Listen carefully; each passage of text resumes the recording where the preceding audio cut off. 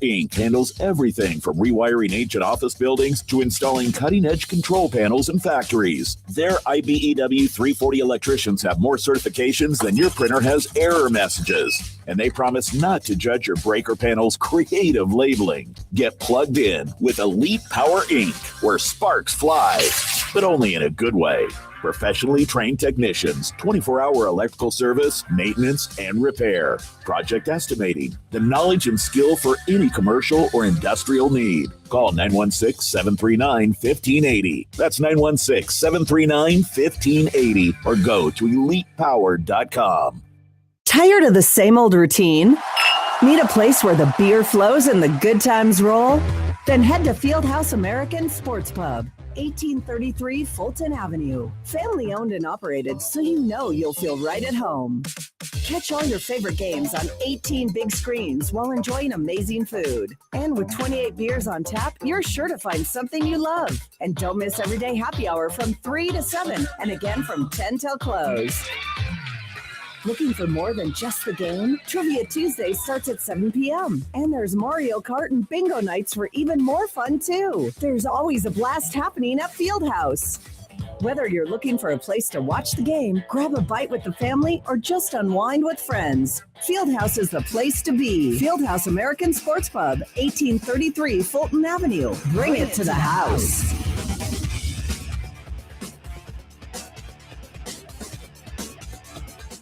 The voice of Sacramento sports is back. Hear Grant Napear every weekday beginning at 3 right here. KSAC 890 AM Olivehurst, K284CM 104.7 FM Sacramento.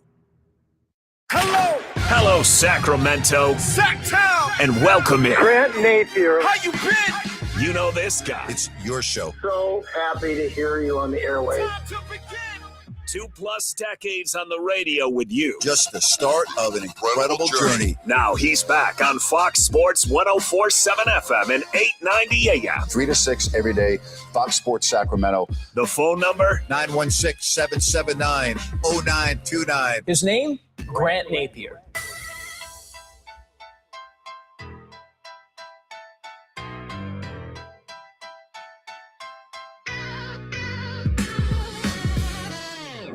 And a good afternoon, everybody. We've got the NBA, we've got the Kings, the NFL playoffs. Olden Polynice joins me at 4 o'clock. And then we've got the dysfunctional Sacramento Kings, where nothing makes sense. You watch the game when it gets down into crunch time. You have a coach that comes out after the game and talks about, well, they went over the play and shoot around. Then you have DeMar DeRozan after the game talk about, how messed up everything is. And I'm paraphrasing. We'll actually listen to all of this sound a little bit later this hour in the show. You've got a team that puts a roster on the floor of 5 players that doesn't work. We know it doesn't work because we've seen it not work.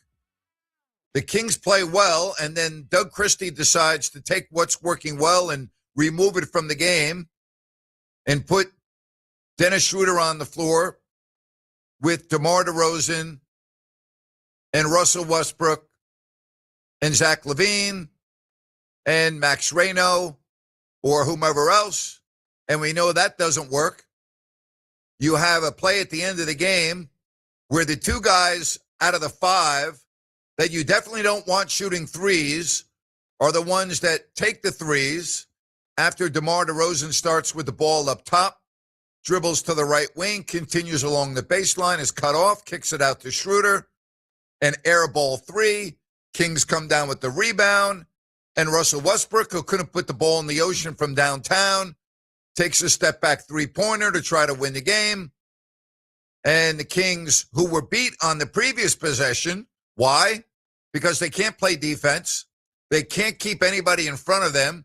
A simple dribble drive to elude Westbrook and a kick out to the wing to a wide open player.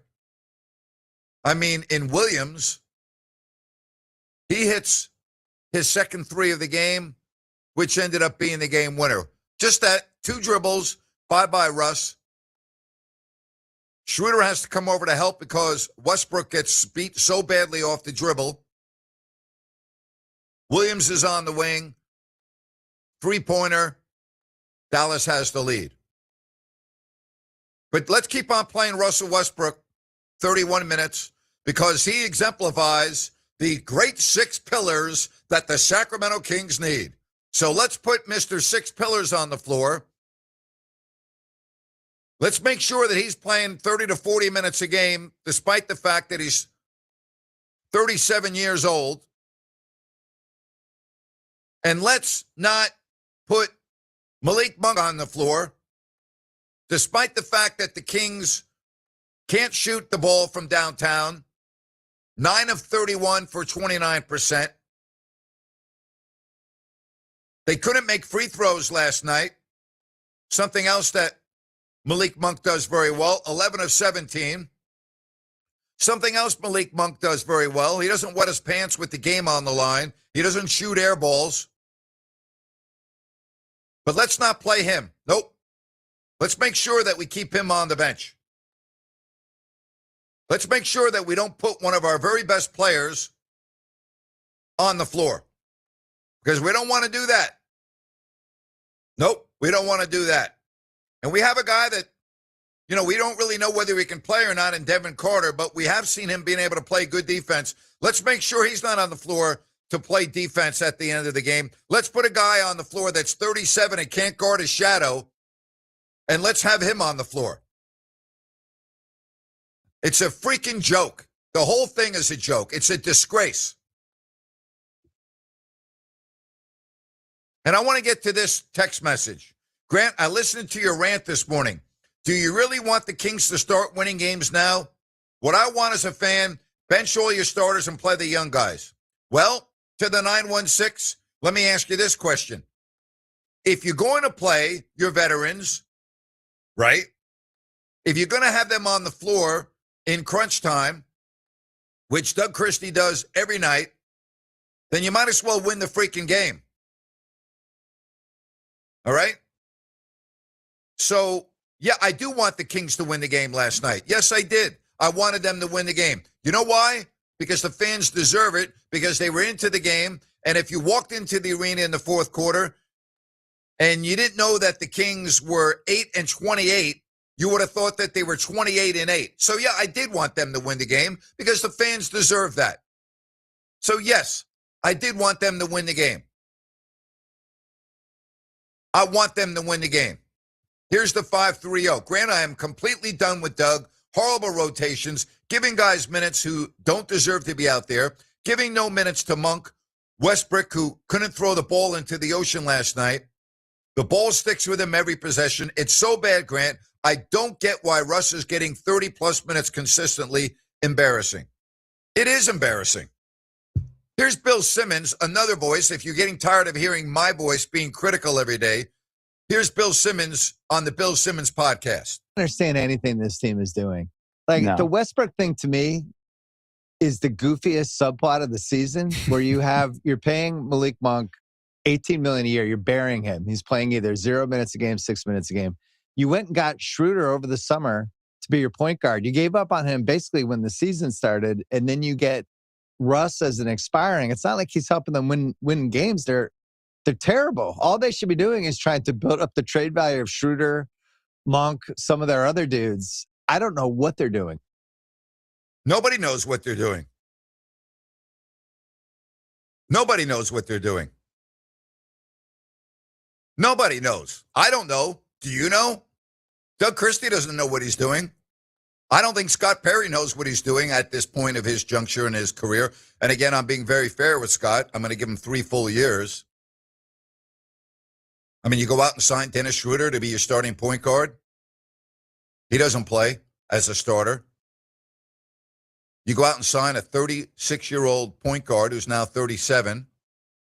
And because of that, you have limited minutes for Keon Ellis, a guy that you keep raving about that can handle the point, and Nick Clifford, but, you have less minutes for him. Malik Monk, who, this is not even debatable. We are not debating this because this is fact. He is one of the team's best players. Okay? He is one of the team's best players. And when one of your best players cannot get on the floor, then as an organization, it shows me that you don't know what the heck you're doing. It's a joke. It's unbelievable. 916, Grant, when one continues to do the same thing over and over again, that's the first sign of insanity. Time to watch the Sharks games on the other channel, from Tom. Can't disagree with you there. I mean, you tell me. 916-779-0929. You tell me how come the Kings go through a really good stretch, then go back to the prevent offense lineup or the lineup that's all iso ball or the lineup that doesn't make any sense to anybody game after game after game. Here's from the 916. Grant, explain to me why Malik Monk is not playing, please. I can't explain it. I have tried to explain it. There is no explanation for it. Jerry Reynolds, again, last night on the postgame show with Rhino, said the exact same thing. He doesn't understand it. It doesn't make any sense to him. We talk about this almost every single game. And then I got to listen to Doug Christie in the postgame press conference, and we have a lot of sound, and we will play it here in the next few segments, so don't worry about it. I'm just trying to set the table here in the opening segment. You have Coach Christie, who comes on after the games and talks about what they're not doing, what they need to do, talks about how, they need to win, basically. That losing's not acceptable. It's not something we're going to get used to. And we're going to play to a Sacramento Kings standard. Really? You're going to play to a Sacramento Kings standard? In the most critical possession of the game, you've got Russell Westbrook on the Dallas Mavericks point, who gets easily beat off the dribble. I mean, it was not even like a big move. It was a very easy, simple basketball play. Go watch it for yourself. Gets easily beat off the dribble. A quick little draw and kick to the wing. Three-pointer. Dallas has the lead. I mean, it's a joke.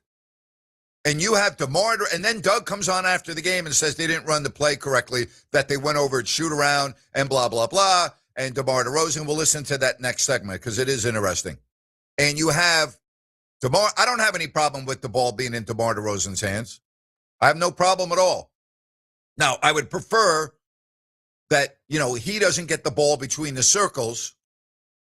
I would prefer that there's some realistic ball movement. I would prefer that the offense looks like a basketball team playing in the NBA and not a pickup game where I tell the five guys what to do on the palm of my hand with my finger. I would prefer it look a little bit different, but I don't have any problem with DeRozan having the ball at the end of the game. I wouldn't have any problem with Levine having the ball at the end of the game. I do have a problem with Schroeder having the ball, and I certainly have a problem with Westbrook taking a three. Okay, those are issues that I have. I wouldn't have a problem with getting the ball to Max Reno. Again, it's a game where you don't necessarily need a three there. Okay, you just need a basket. It's unbelievable. No, I do not think this, 209. I do not think that this is orchestrated tanking and playing for ping pong balls. No, I do not. No, I don't. Not surprised of this loss in front of national TV, says the 209. Same thing over and over again, but at least the fans got to see how great Cooper Flagg is. At only 19 years old, barring injury, this kid is going to be the future of the NBA. Jerry Reynolds said it best last night, talking about the Dallas Mavericks and the Sacramento Kings. He hit it right on the head. He said the Mavericks' best player is 19 and the Kings' best player is 37. That's it. And I laughed and I said, wow. Yeah. The Kings are an old team. They're a bad team. And they remain an old team because, well, guess what? Because that's what they want to be. As Rhino pointed out, Doug Christie called the end of the game last night a closing package. Really. Let me tell you something, Doug. You cannot have a closing package with Malik Monk sitting on the bench. Can't do it. You cannot have a closing package with Dennis Schroeder on the floor instead of Malik Monk. Can't do it. You cannot have a closing package with Russell Westbrook shooting three-pointers on the floor with Malik Monk on the bench. That is a losing package. That's not a closing package. So let's change the verbiage when you talk to the media, and let's say that is our losing package. That's not your closing package. It is your losing package. You got to be freaking kidding me. Seriously. An absolute joke. Closing package. No, losing package. Losing package. Doug McDermott played 5 minutes last night in the first half. Malik Monk played 0 minutes in the first half. He played 0 minutes in the second half, which is pretty much the norm now. As a 27-year-old player in his prime, who we already know can play very well and do things that this Sacramento Kings team needs, doesn't play.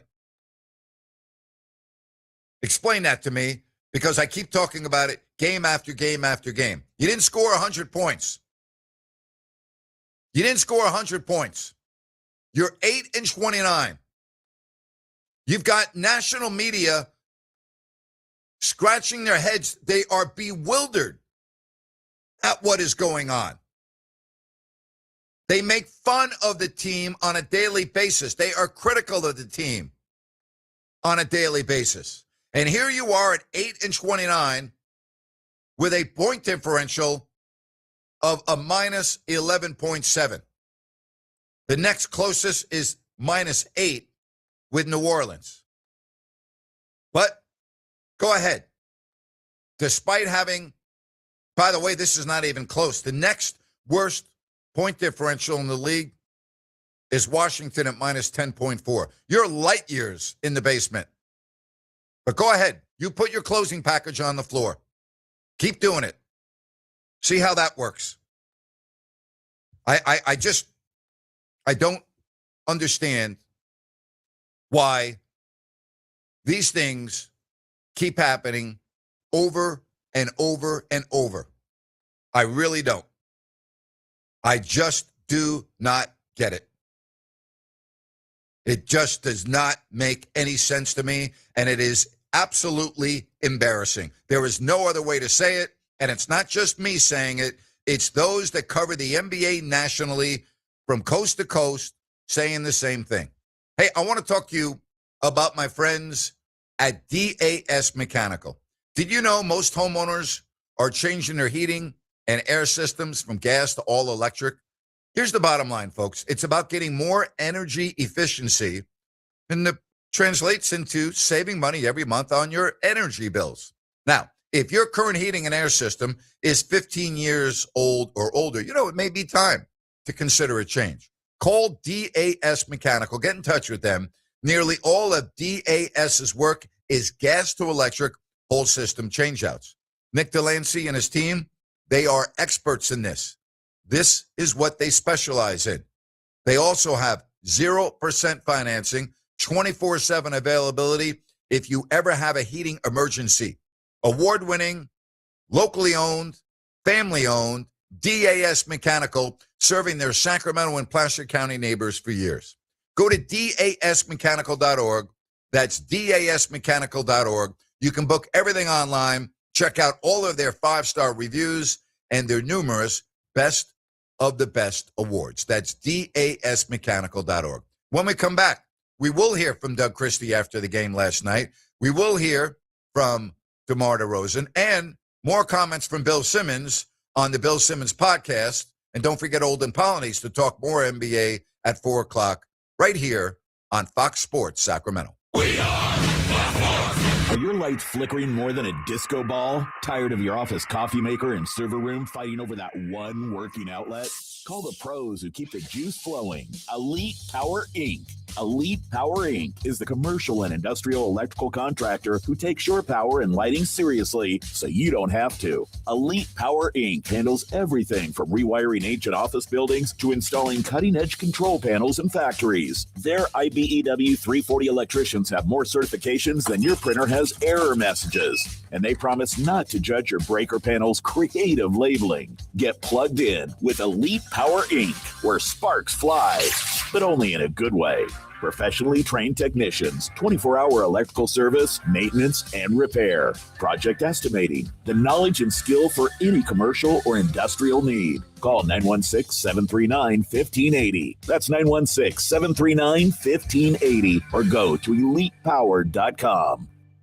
The team at Downtown Ford Sacramento wishes you a phenomenal 2026. And what better way to ring in the new year than to treat yourself to a new or pre-owned Ford car or truck? See, the new year means we got to get rid of all these 2025 vehicles to make room for the new 2026 ones. So now's the time to get a crazy deal on a 2025 Ford that is still brand new.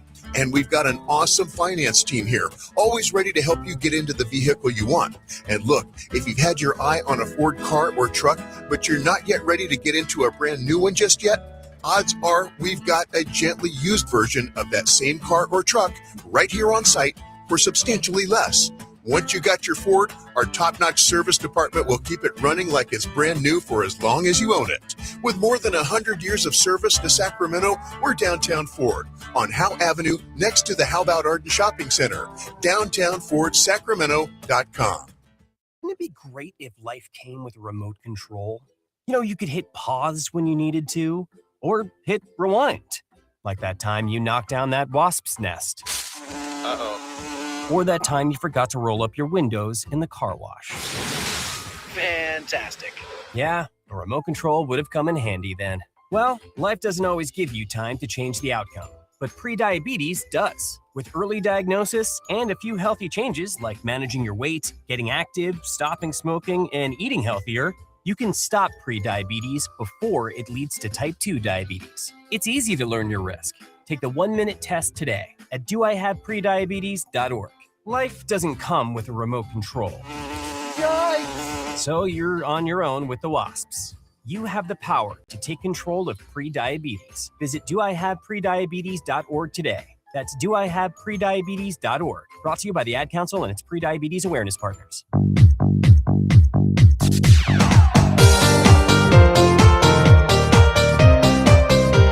Holden Pollinase at 4 o'clock. We will talk NFL. 49ers, their latest injury report, which did not look good with Trent Williams and particularly Ricky Pearsall not practicing. Rhino was at the game last night, the game in which the Kings failed to score 100, lost by 2, and a lot of talk about the end of the game sequence, Ryan. Good afternoon, buddy. How you doing? I'm well, thank you, bud. Good to see you today. Yeah, absolutely. Yeah, very, very, very weird end of the game for sure. Kings got multiple opportunities about it, and the post game got a little bit weirder too when DeMar DeRozan took the podium and he was asked about the offensive struggles. Why is the ball stalling, especially late in the game? Here's what DeMar had to say.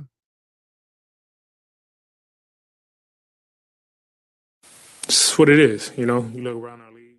Oh, excuse me. Here we go. Just got to be better at execution.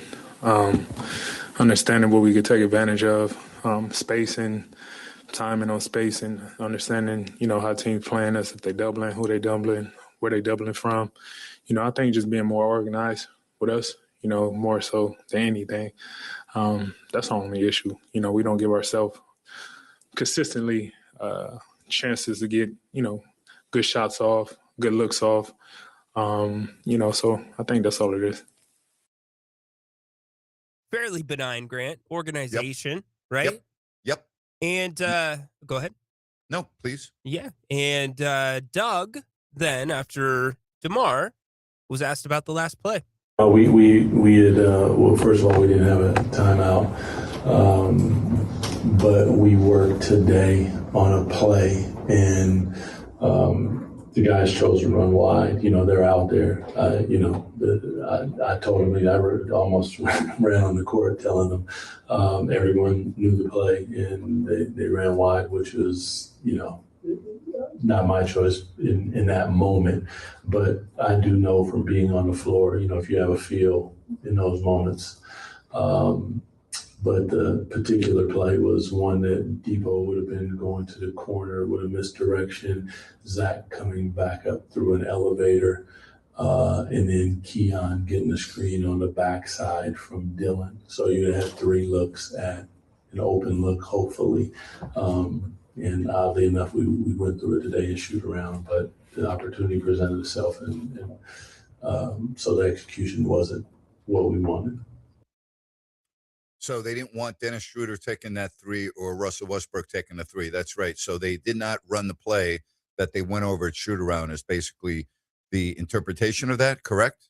That would be correct. Right. Yes. Okay. So they worked on it at shoot around for that exact situation. Then when it's time to implement what you worked on at shoot around, nothing is done.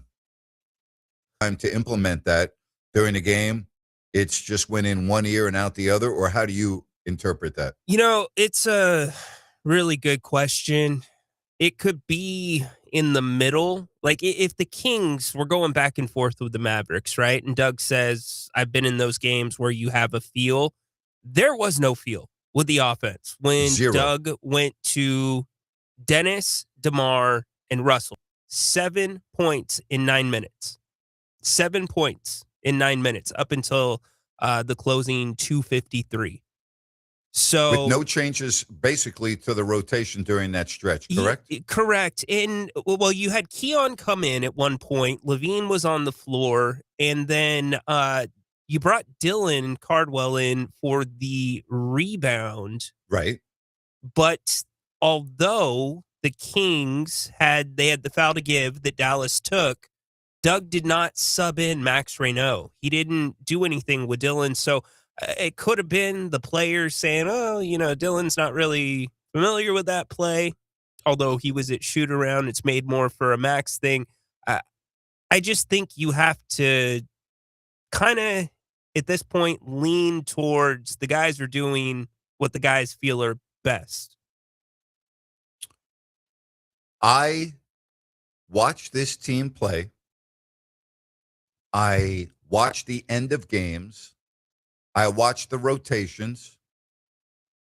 I watch who's on the floor and who's not on the floor.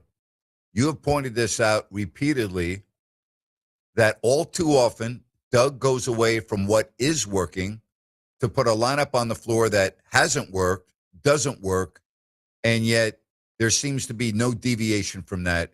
And yet he comes on after the games very often down, dejected because the team lost a close game instead of winning a close game.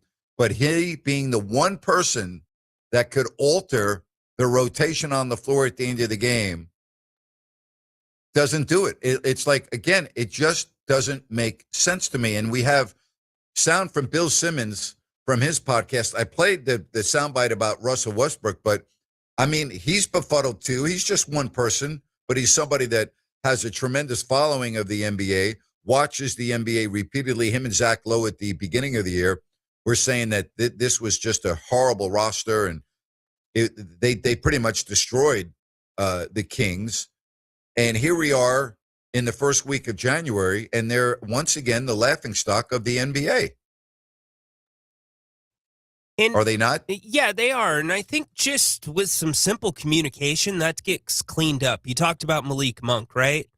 In this day and age, the fact that we have not heard Malik's agent or report come out that says the Kings are seeking a trade partner for Malik Monk, it's just odd. By this point, you would think, okay, that's what they're doing. We know that they've moved on. But with Malik just sitting there to your opening, how he is not part of this equation right now at 27 years old is very hard to comprehend while you have him under contract for the next couple of years. But then you have Keon Ellis, who's a free agent at the end of this year, and you've treated him just about as well up until he started getting Monk's minutes. Again, it doesn't make any sense. It doesn't make any sense. Now, I think if you go by rumors, which I don't really pay attention to, but I think in this case, it probably had some truth to it as it pertained to Malik Monk in the offseason. Because almost every day, beginning in July, Ryan, we kept hearing about Malik Monk's going to go to Detroit in a sign and trade. He's going to go to Golden State. He's going to go here. He's going to go there, right? And then training camp starts, and he's still on the squad. Then we're hearing about maybe some other moves that he's going to go here and he's going to go there. And reading between the lines, so to speak, it didn't seem to me that Scott Perry was a Malik Monk fan. I'm not saying that's true. I'm just saying it appears that way. And now with Malik Monk not playing at all, it really appears that Scott Perry is not a fan of Malik Monk, which is fine. Yeah. He's the general manager. That's what he is paid for, to evaluate his roster and make the moves that he deems necessary. And I'm okay if you're Scott Perry and you're not a fan of Malik Monk. I don't understand it, but I'm okay with that. But then as a counter, you bring in Dennis Schroeder and give him a $45 million contract, and then you go out and sign Russell Westbrook, all right, a couple of days before the start of the season, and you have a player who is playing over 30 minutes most nights, and in some nights 40 minutes, which retards the growth of your younger players, Ellis, Clifford, Carter, and Monk. Again, it doesn't add up. Like if you're not a fan of Monk, okay, that's fine. You know what? You evaluate your own players. I evaluate, you evaluate, we as fans evaluate. He uses his expertise, evaluate however you want. That's fine. I'm okay with that. We all view players differently. We all have our visions. I'm okay with that. But then don't do that to Malik Monk. Don't do that to Keon Ellis and bring in a 36, now 37-year-old player who's not part of your future, okay, who right now is killing the Kings. Let's just call it the way it is. Let's not beat around the bush. And I listen, I'm a Russell Westbrook guy. I appreciate his professionalism. I appreciate how hard he plays, but he's killing the team right now, killing them. He shouldn't be on the floor at the end of games, period. He should not be on the floor at the end of games. And one of your best closers is on the bench after every he's not in the game, Malik Monk. How do you not have Monk on the floor in the end of games? It's baffling to me. Grant, I'm going to go a step further. When they brought in Russ, we're like, well, what about Dennis? You just paid him the money like you laid out. Never at the beginning of the season. If you had told me that you're going to have Dennis and Russ together at the close of games, almost every game, if it's close, we would have called that crazy. And it's what's playing out. It's predictable. It's the same movie with an alternate ending. It's either DeMar makes or misses the shot. That's it. Game after game after game, right? I mean, and it doesn't change. And the team has 8 wins. And I wonder how many of these games that we had like last night, where you look back and go, boy, they really should have won that game. And that was the case last night. The Kings were outscored 54-40 in the second half. And listen, I'm not naive. I understand they don't have Sabonis. I understand they don't have Keegan Murray. Okay, I get that. A lot of the teams that the Kings have played this year also have been without key players. But, I mean, that's fine. But you do have very good players. I mean, you do. And, again, one of your very best players doesn't play for whatever reason. It's just, and here's the other deal. Last night, your three-point shooting was pathetic. Your free throw shooting was pathetic. And one of your very best shooters, okay, one of your very best offensive players can't get on the floor. And don't tell me about defense, because you had Russell Westbrook on the last Dallas possession where they made the three, guarding the ball between the circles, and he got beat off the dribble like his feet were glued to the floor. So don't tell me about defense. I mean, you can't have it both ways, all right? Preach what you practice, all right? Practice what you preach, all right? If Doug Christie's going to keep talking about, they need to feel us and we need to be physical, then don't have your 37-year-old point guard getting simply beat off the dribble, which creates a wide open three on the wing when Dennis Schroeder has got to leave his man to pick up the man that just beat Russell Westbrook off the dribble. Can't have it both ways. Here's the 530. Grant, Ryan, longtime listener, this is Brian. Can I ask you guys to switch it up and talk about football? Hey, let me explain something to you, Brian. First of all, I appreciate your support, okay? I have a 3-hour show. I'm not talking about the NFL for 3 hours. And let me also explain something to you, Brian. This is a show that's based in Sacramento, California, okay? The team that is the professional team in Sacramento is the Sacramento Kings. I'm not going to talk about the Kings for 3 hours. I never talk about the Kings for 3 hours. I made it very clear in my open, Brian, that I would be talking a significant amount of NFL football today.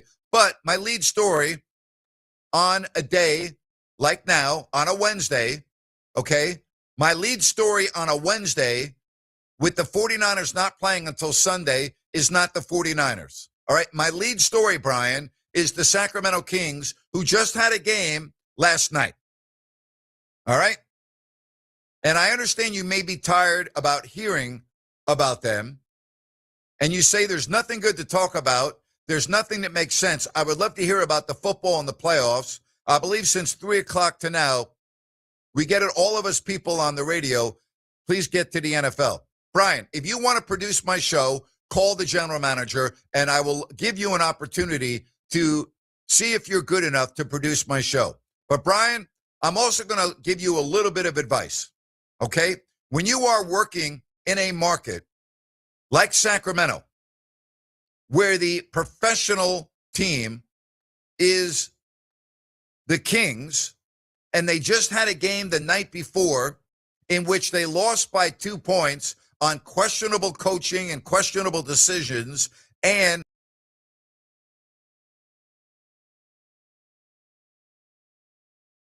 a national like Bill Simmons criticizing the Kings, I'm going to talk about it.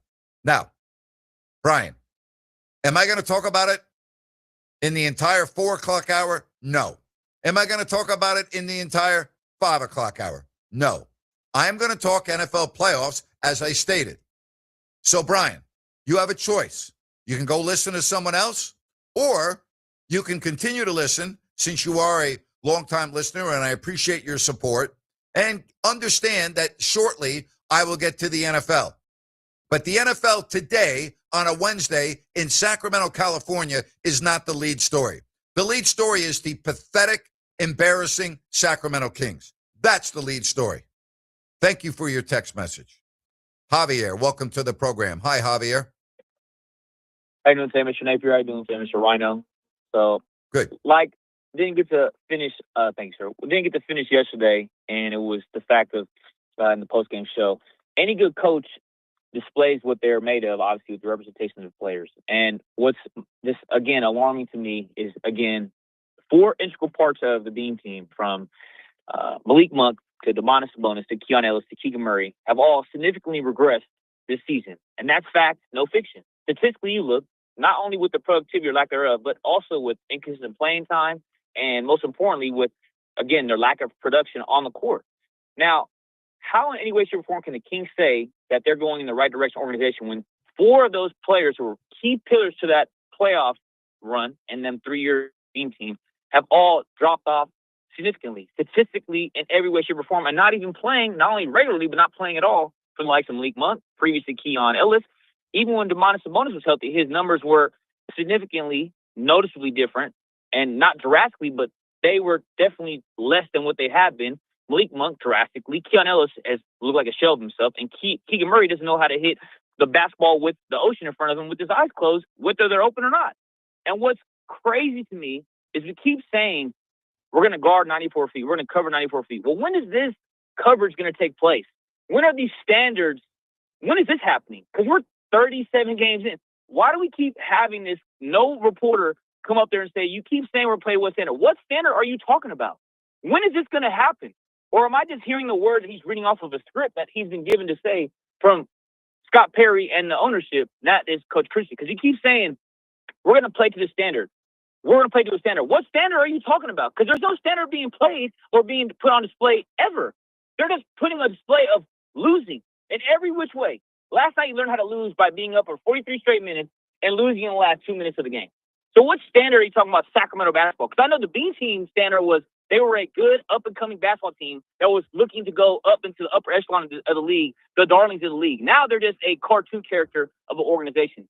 So what standard are you playing to? I want somebody that has some courage, a reporter, to go ask him, what standard are you talking about, and when does that start? Because we're about halfway through the season, and the only standard we've seen is a standard of losing, loser. So I want to know, am I missing something, Mr. Napear? I don't know. I keep hearing the same cliche saying that he says every game, after the game, rather, and it doesn't correlate to what standard I want to know he's referring to, because I have no idea. Do you know? Because Rhino, do you know? Javier, Javier, I may take a cut of what you just said, the entire thing of what you said, and play it at 5 o'clock for Grant's rant, because I couldn't have said it any better than you just did. I will change it into a few words. Actions speak louder than words, okay? And the actions of the Sacramento Kings do not back up the words of what I hear from the coach on almost a daily basis. One has nothing to do with the other. Because when are they going to cover the 92 feet or 94 feet that you talked about in training camp? When does that happen? Does anybody in the audience that's listening on the radio right now know? Because I've never seen them cover 94 feet. Javier, I want you to hang on the line because I have something for you, because your call is so spot on and so well done. I'm going to compliment you for this call, and I'm going to give you a $100 gift card from Bennett's Restaurants. So you hang on. Don't hang up, all right? And I'm going to get you that gift card from Bennett's Restaurants, Sacramento, Roseville, and the West Side Grill in Rockland, okay? Oh, thank you, sir. I appreciate that, Mr. Napear. Thank you. All right, thank you. Don't hang up. I'll put you on hold. All right, there he is on hold. Thank you very much. That is a job well done by Javier. Said, I repeat, the only decent player to come out of Scott Perry's co-regime of the Knicks was Mitchell Robinson. There was never a youth movement. Well, he wasn't in charge of that anyway. We'll be right back. 916-779-0929. And Brian did get back to me saying he loves my response to his question. He said, that's why I love you. You're honest. Of course, I'll keep listening. I'm just frustrated with the Kings and hearing about them. But after hearing what you said, I get what you're saying. My apologies to you. I couldn't produce a bowl of spaghetti at this point. So I think I'll just keep doing what I do and let you do what you do. Thank you, sir. Have a good day. Brian, it's all good. Trust me, my friend. I will get to the NFL. I promise you that, okay? And then at 4 o'clock, from about 4 to 4:20, I'm going to be talking basketball again with Olden Polynice. And then, in all honesty, Brian, most of the final 90 minutes of the show will be centered around the 49ers and the National Football League. And I understand you're frustrated with the Kings. I get it. We all are. Thank you. Appreciate it. We'll be right back on Fox Sports Sacramento. Looking for the perfect spot to watch the game and enjoy amazing food and drinks? Look no further than Fieldhouse American Sports Pub. Family owned and operated, Fieldhouse is passionate about creating a fun, welcoming atmosphere for everyone. Spice things up on Tuesdays with Taco Tuesday. Buy any order of our delicious tacos and get a refreshing margarita for just $6. On Wednesday, Fieldhouse features incredible drink specials. Enjoy $5 well drinks and ice cold pints all day long. Fieldhouse was voted the #1 sports bar in Sacramento. Tons of TVs, a mouth-watering menu, and daily specials. It's the perfect sports bar to catch all the action. Visit us today at 1833 Fulton Avenue. Fieldhouse American Sports Pub, where the food is fantastic, the drinks are flowing, and the good times never stop. Fieldhouse, bring it to the house.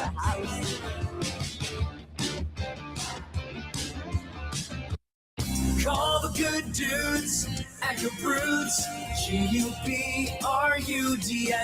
Homeowners, if you have an electrical project you need done, then you need the good dudes at Gebruds. Family owned and operated for 30 years, Jay Gebrud and his team are the area's recognized experts for everything electrical, from the very basic like repairs, lighting upgrades, and whole house fans, to the biggies, panel replacements, EV stations, and backup generators. Gebruds does it all and does it right the first time. They're actually the guys their competition recommends. Gabroods, expert 5-star service and always transparent, honest prices and solutions. Say goodbye to your electrical issues. Visit Gabroods.com or call 24/7 and speak with a real live person. Gabroods, Gubruds. Call the good dudes at Gabroods. Gubruds.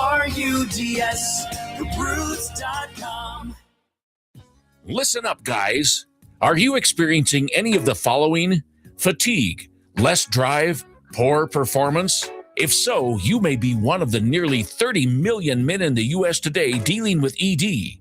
But did you know you don't have to pay hundreds for a prescription anymore? And you don't have to deal with the hassle of seeing the doctor or the embarrassment of going to the pharmacy for a certain pill. Now, with one free call, you can find out how Herbal Virility Max can help you feel like a man again. For over a decade, Herbal Virility Max has helped guys just like you put a smile back on their face with improved performance and drive. Call today and ask about our buy one, get one free offer. 800-690-8445. 800-690-8445. 800-690-8445. That's 800-690-8445. Wouldn't it be great if life came with a remote control? You know, you could hit pause when you needed to, or hit rewind. Like that time you knocked down that wasp's nest. Uh-oh. Or that time you forgot to roll up your windows in the car wash. Fantastic. Yeah, a remote control would have come in handy then. Well, life doesn't always give you time to change the outcome, but prediabetes does. With early diagnosis and a few healthy changes like managing your weight, getting active, stopping smoking, and eating healthier, you can stop prediabetes before it leads to type 2 diabetes. It's easy to learn your risk. Take the 1-minute test today at doihaveprediabetes.org. Life doesn't come with a remote control. Yikes! So you're on your own with the wasps.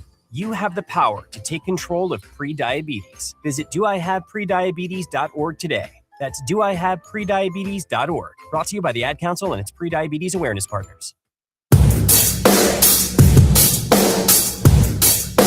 Again, my thanks to Javier. Enjoy the gift card from Bennett's. I'll do that from time to time when I get a call that I think is just outstanding. I'm happy to let Javier know how much I appreciate that. And just to Brian's message, Brian, let me read you some text messages, starting from the most recent, the 916. It should be illegal to mismanage the Sacramento Kings to this degree. Also from the 916, loving the everyday constant variety of perspective about the Kings and their saga of mediocrity. From the 916, Grant, should we even talk about the Kings after Javier's call? He hit all the points that most fans are thinking. Very good call. Yeah, no doubt about it. Very good call. Reiner, are you free at the moment, or are you still talking with Javier? No, I'm free. All right. Bill Simmons today, he talked a lot about the Kings and hit on a lot of points that you have been making, that I have been making, that Jerry Reynolds has been making. I already played the one about the Malik Monk not making any sense. Was there anything else that really stood out to you? Yeah, he gave Max some love. He talked about Sabonis and maybe how that might be a harder contract to trade, but to kind of piggyback on Javier's rant, he talks about this Vivek era. And to go back to Javier, you know, a lot of these decisions that have really set this franchise into this tailspin were not Monty McNair decisions, although he was the GM. And so Vivek, we got to kind of stare there and look at why we're here. And Bill Simmons is not the only one who is recognizing that. All right. History at being at the bottom of this league. Like they've been in some bad eras, but I'm talking about the Vivek era. But yeah, they had Fox and they had Bagley back to back. They were 5-2 in those drafts. And it was, not awesome back then either. But I think this is worse though, because they're actually paying a real roster. It is worse. Yeah. Yeah. He had a couple of other things to say too. If we can hear the sound, that would be great, because I like to get I'd like fans to get a different perspective from someone that's on the other side of the country. And Bill Simmons, who lives, I believe, in Massachusetts and has the Bill Simmons podcast, he follows the whole league, but it's interesting to get other people's perspective. Yeah. What about Frank Isola and Brian Scalabrine, our buddies over at Sirius NBA Radio? I mean, it feels like the Kings play every single day, and it feels like every time we talk about them, they lose. They're 8-29. Now, two teams are worse. Indiana has 31 losses. The Pelicans have 30. But right behind them is the Sacramento Kings. They got to be making moves by the deadline. With all the old guys that got in their roster that start and come off the bench, they got to be trying to get rid of those guys, don't they? I don't know if anybody wants those guys. Anybody wants Zach LaVine's $50 million? You want Malik Monk? I like Malik Monk, but he makes $20 million. He does. All right. That's a problem. And then, I think people like DeMar DeRozan, Russell Westbrook. It's just like, let me tell you what happened. The NBA is shifted into team basketball with an emphasis to get the ball to your best players. And they play like old school, like dribble isolation and all that stuff. You can't win like that. I mean, and Brian Scalabrine just saw the Kings because they were just in Sacramento. Up so he just got a chance to look at the Kings a couple nights ago. You're right. You can't win like that. I mean, he hit it right on the head. But you know what's ironic about it? DeMar was asked about the isolation basketball last night. It's what it is. You look around our league, winning time, kind of go through your best players. I think that's just the game of basketball in our league. You run your set. That initial set don't work, you kind of got to rely going through your best players, playmaking or being able to get to a spot and make a shot. That's what it's all about. We gave ourselves a chance. The last couple of possessions, they hit a big shot. We reacted off, trying to clog the paint. So AD wouldn't get it. They kicked it out. Young fella hit a big shot for him. No, what happened, DeMar, is that the ball ended up between the circles, and your 37-year-old point guard got easily beat off the dribble and kicked it out to Williams, and Schroeder, who had to come over to help on Westbrook, who had just got beat badly off the dribble. Then there's no rotation, and there's a 3-game winning shot. That's what happened. Had nothing to do with Anthony Davis. It had to do with the fact that Russell Westbrook, was not able to stay in front of his man and was easily beat off the dribble, which enabled the Mavericks to get the shot that they wanted. That's what happened. But do you see the macro view, and you're correct 100%, is what Doug Christie's trying to preach, right? It's this team basketball. It's the King standard. It's the ball moving, which I think Dennis Schroeder's done a much better job with that second unit doing that better than Russ, because teams are just dangling that carrot in front of Russ. Of course they're giving him the space because they know he's Russ. So why is he on the floor? Exactly. But DeMar's defending ISO basketball. And you've got Christie going the other way, which takes us back to our original question. Is it the inmates that are not listening? Or I should say the hostages that are not listening? Or is it the volunteer who's being ignored? Well, first of all, in DeMar DeRozan's case, let's also talk about a 36-year-old who throughout his career has been one of the best ISO players of his era. Okay, so that's how he has made his living. But it's not, I don't like where he got the ball between the circles. I want to get him the ball, elbow, wing, back to the basket, where he can see if a double team is coming. And if not, he can work his way to his favorite spot on the floor, where he is basically money. Yep. All right, I don't want him dribbling the ball between the circles, and that's not where I want him to have the ball. Okay, I want him catching the ball. I want him having the ball delivered to him in a offensive set where he can do what he does best, where number one, he can see if a double team's coming, and if not, he can use his great ability to get the shot off over the defender. Amen. And Doug talks about, you remember when he was asked about offense about a month and a half ago? And not a problem. Offense. Right. Time for Doug to step in, according to him. Yeah, I mean, and holding them to 100 points defensively, solid enough to win the game. And, I have to figure out a way to help them offensively. Ball has to move. We came out in the third quarter and it wasn't it. We have to make sure that we're finding the ability to move the ball and move bodies. That means the ball has to go from one side of the floor to the other side. Guys have to cut with pace, put pressure on the defense. And just the second half was, part of it is our offense also affects our defense. And that just can't happen. We have to find that rhythm for sure. Well, it's been happening all season.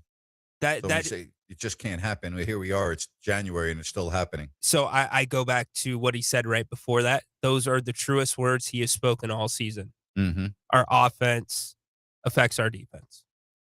No question. 100%. Yep. 100%. Speaking of 100%, that's the quality service you're going to get from Spencer Grimmenstein at Village Financial Group. Loads of experience. He began his family-owned business, Village Financial Group, in 2000. I've known him since that time, and I can vouch for him about how good he is at his job, his occupation. Family-owned business, and if you're buying a home in 2026, if you're looking to sell your home equity line of credit, Spence is your guy. He is a specialist when it comes to financing. He is very creative.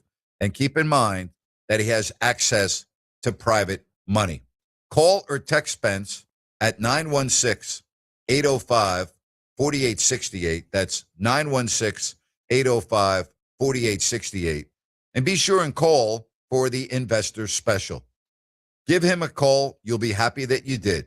And if you want to look at all of the properties available, just go to their website, vfgloans.com, and everything else about Village Financial Group. VFGloans.com. It makes sense to call Spence at 916-805-4868. Village Financial Group, looking out for your best interest. Don't forget, Olden Polynace is going to be coming up in a couple of moments. I've got Grant's Rant at 5 o'clock. And yes, Brian, we will be talking a lot of NFL football because the playoffs begin on Saturday. And before that, we've got the college football playoffs, the semifinals. Chris Landry, LandryFootball.com, tomorrow at 4 o'clock, right before kickoff, to break it down for you, and we'll get the latest on who he thinks. He was very high on Florida last week, Miami last week. He really was. He was talking about, he thought, talent-wise, that they are the team, and they showed that last week in their big win, Miami. So here we are with the semifinals, and we are going to be talking about the college football playoff. Who's going to be playing for the trophy? Who's going to win the semifinals? What do you think? Who do you like? Do you like Oregon or Indiana? Do you like Ole Miss or Miami? Are we looking at an Indiana-Miami national championship game? Are we looking at Oregon, Ole Miss? What do you think? We'll talk about that as well. Olden Polynace when we come back right here on Fox Sports Sacramento.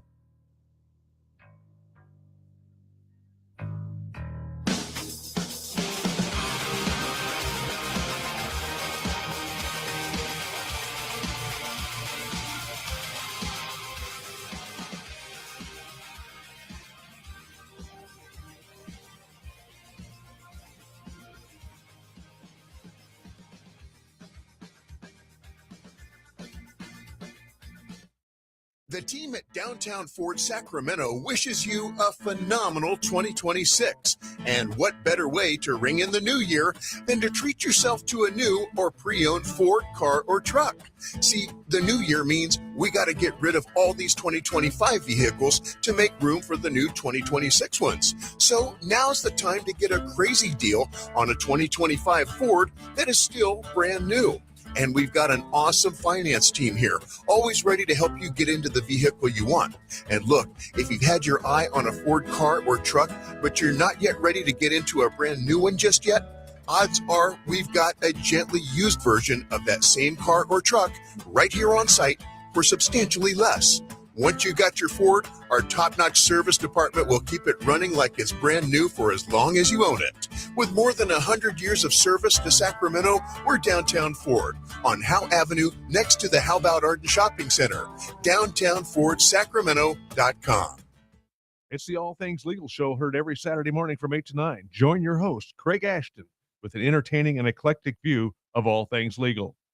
Saturday mornings from 8 to 9. Remember, for the best advice, don't think twice. Call Ashton and Price.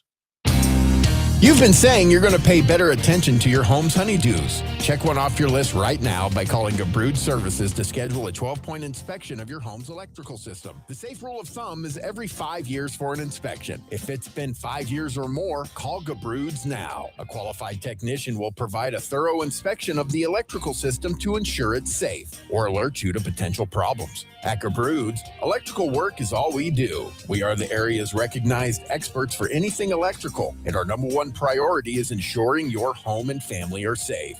You've been saying you'll pay better attention to your home. Stop saying it. Make the call to Gabrud's. Talk with a real person and schedule your 12-point inspection today. Gabrud's, locally owned for more than 30 years. G-U-B-R-U-D-S.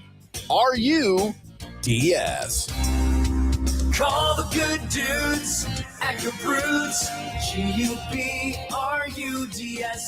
Gabrud's.com.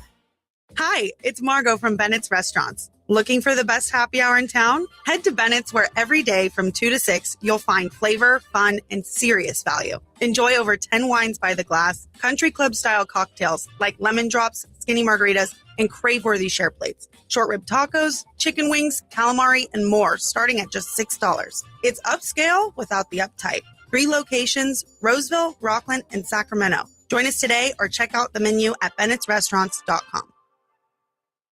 Tell your friends. Grant's back. Grant Napear is back on the Sacramento airwaves right here. KSAC 890 AM Olivehurst. K284CM 104.7 FM Sacramento.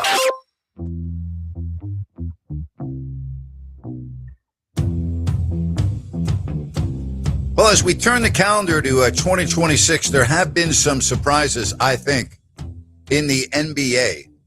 And a former Sacramento King, a former guest of this radio show, nice enough to join us again, Olden Polony. So, P, Happy New Year. How are you?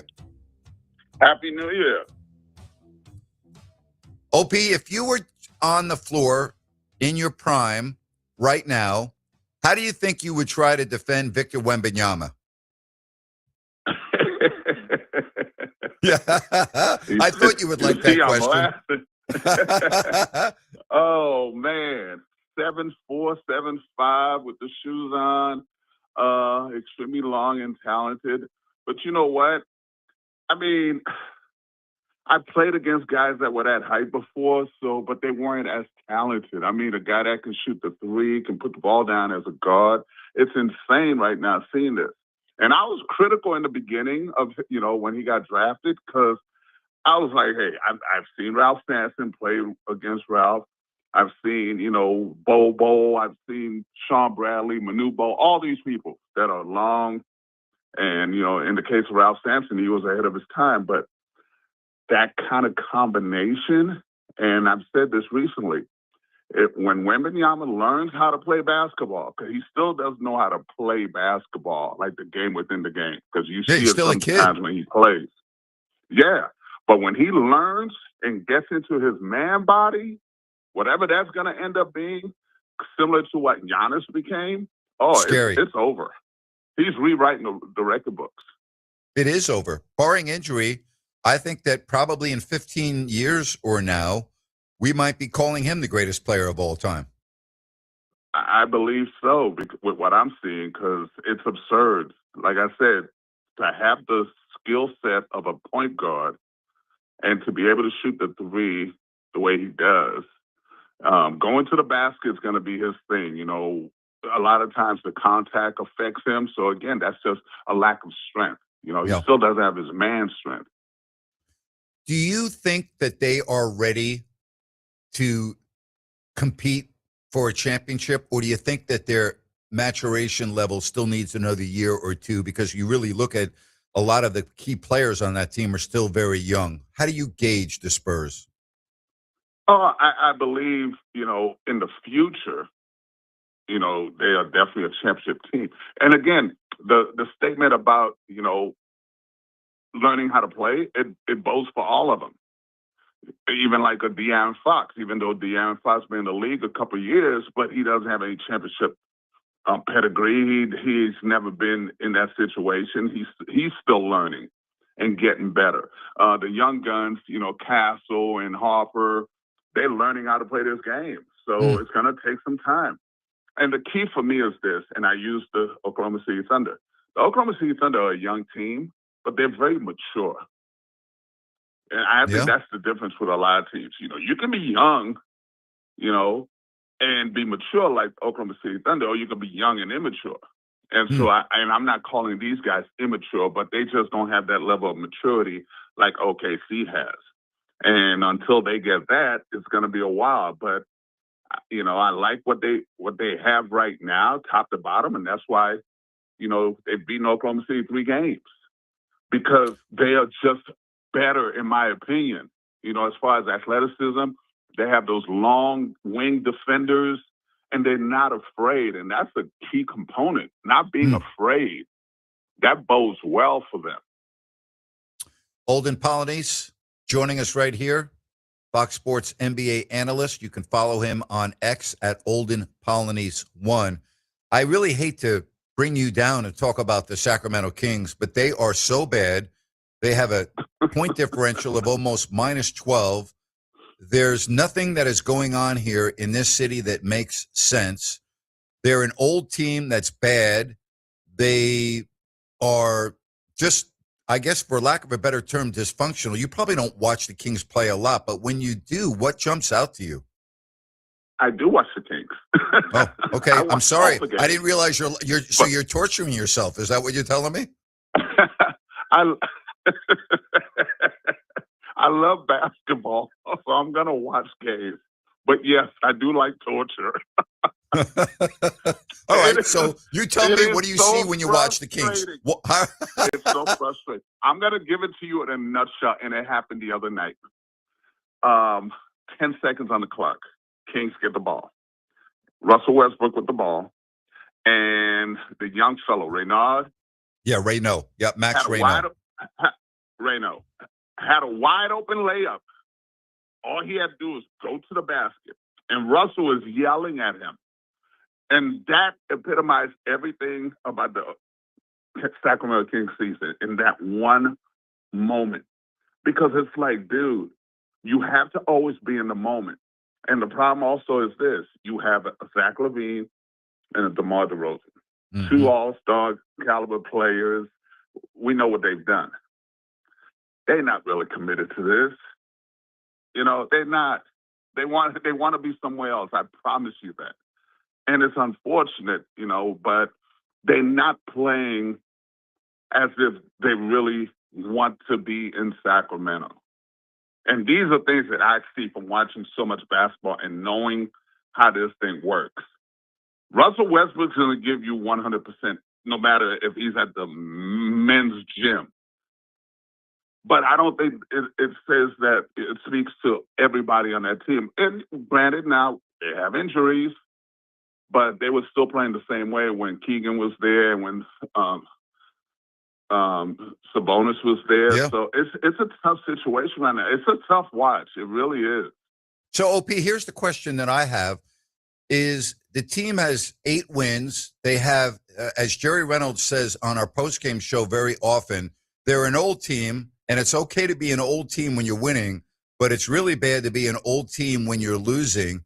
And then they don't have any room for Malik Monk. The guy is 27. He's in the prime of his career, and they have relegated him to the bench. He can't even get on to the floor, and yet this team, like last night, shoots 29% from 3. They only make 11 free throws. They don't score 100 points, and you have one of your best players that doesn't even get onto the floor. It's like nothing makes sense here anymore. It doesn't. And so and again, fans have to ask the question, what is really going on? Are trades, in the midst? Because for Malik Monk not to get on the floor in that game, in that situation, Malik Monk should be playing all the time. Yes. So apparently they don't want to win. Apparently they basically resigned themselves to, hey, we're going to be a lottery pick, and so we're going to give away games.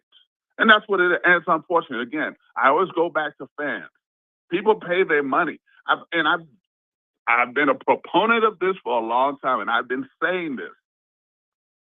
If it was Coca-Cola, let's use them as an example, and you put crap in that can, it might be crap already now. But if you specifically saying we're going to put salt in this can of soda every night, and we expect you to pay for it and drink it, you would not do it.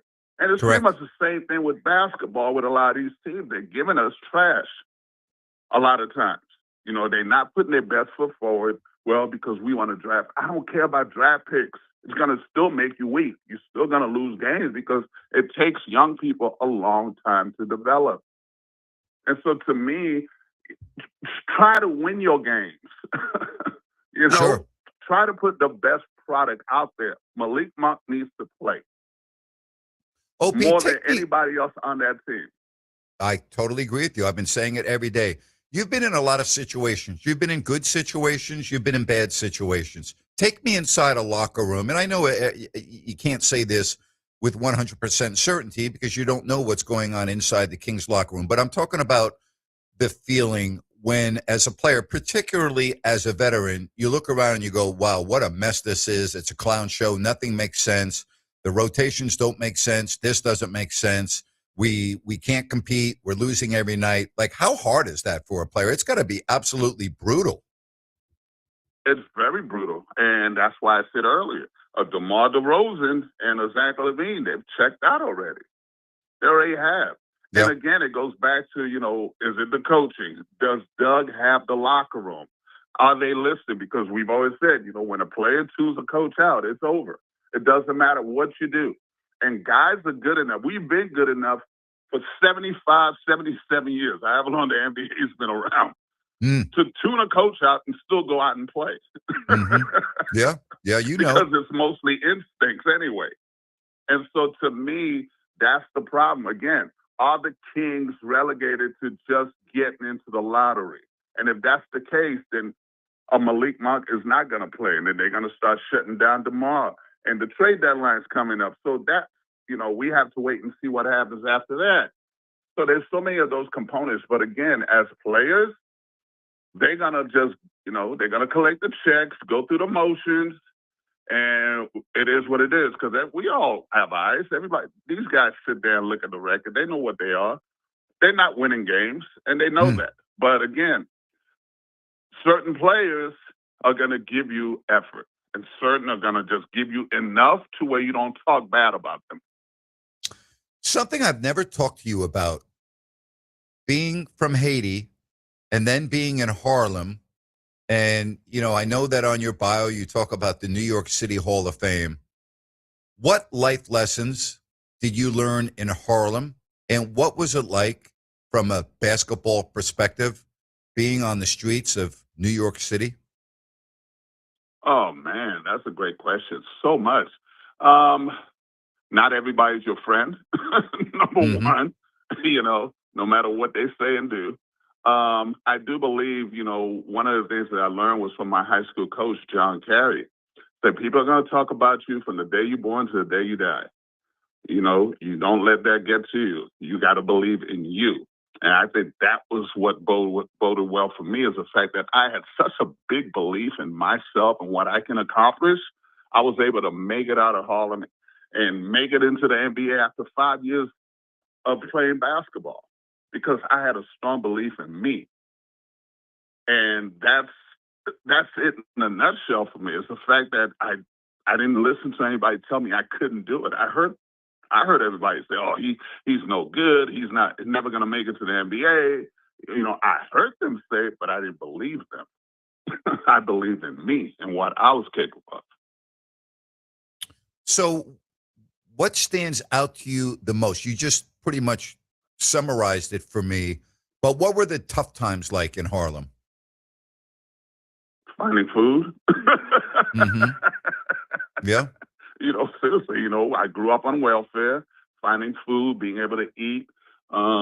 It's funny. I love sharing this. When I got to the University of Virginia, they had training tables.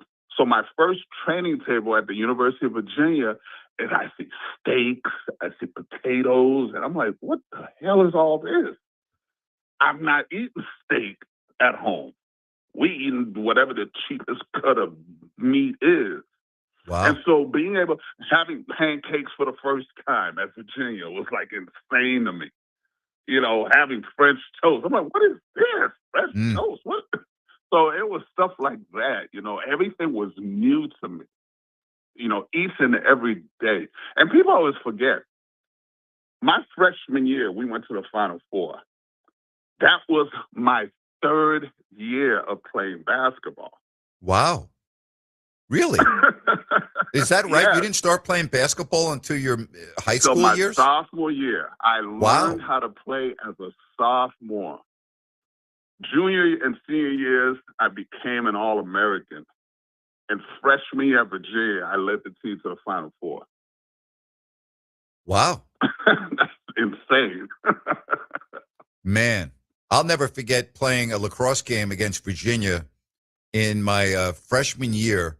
And it was our second game of the year.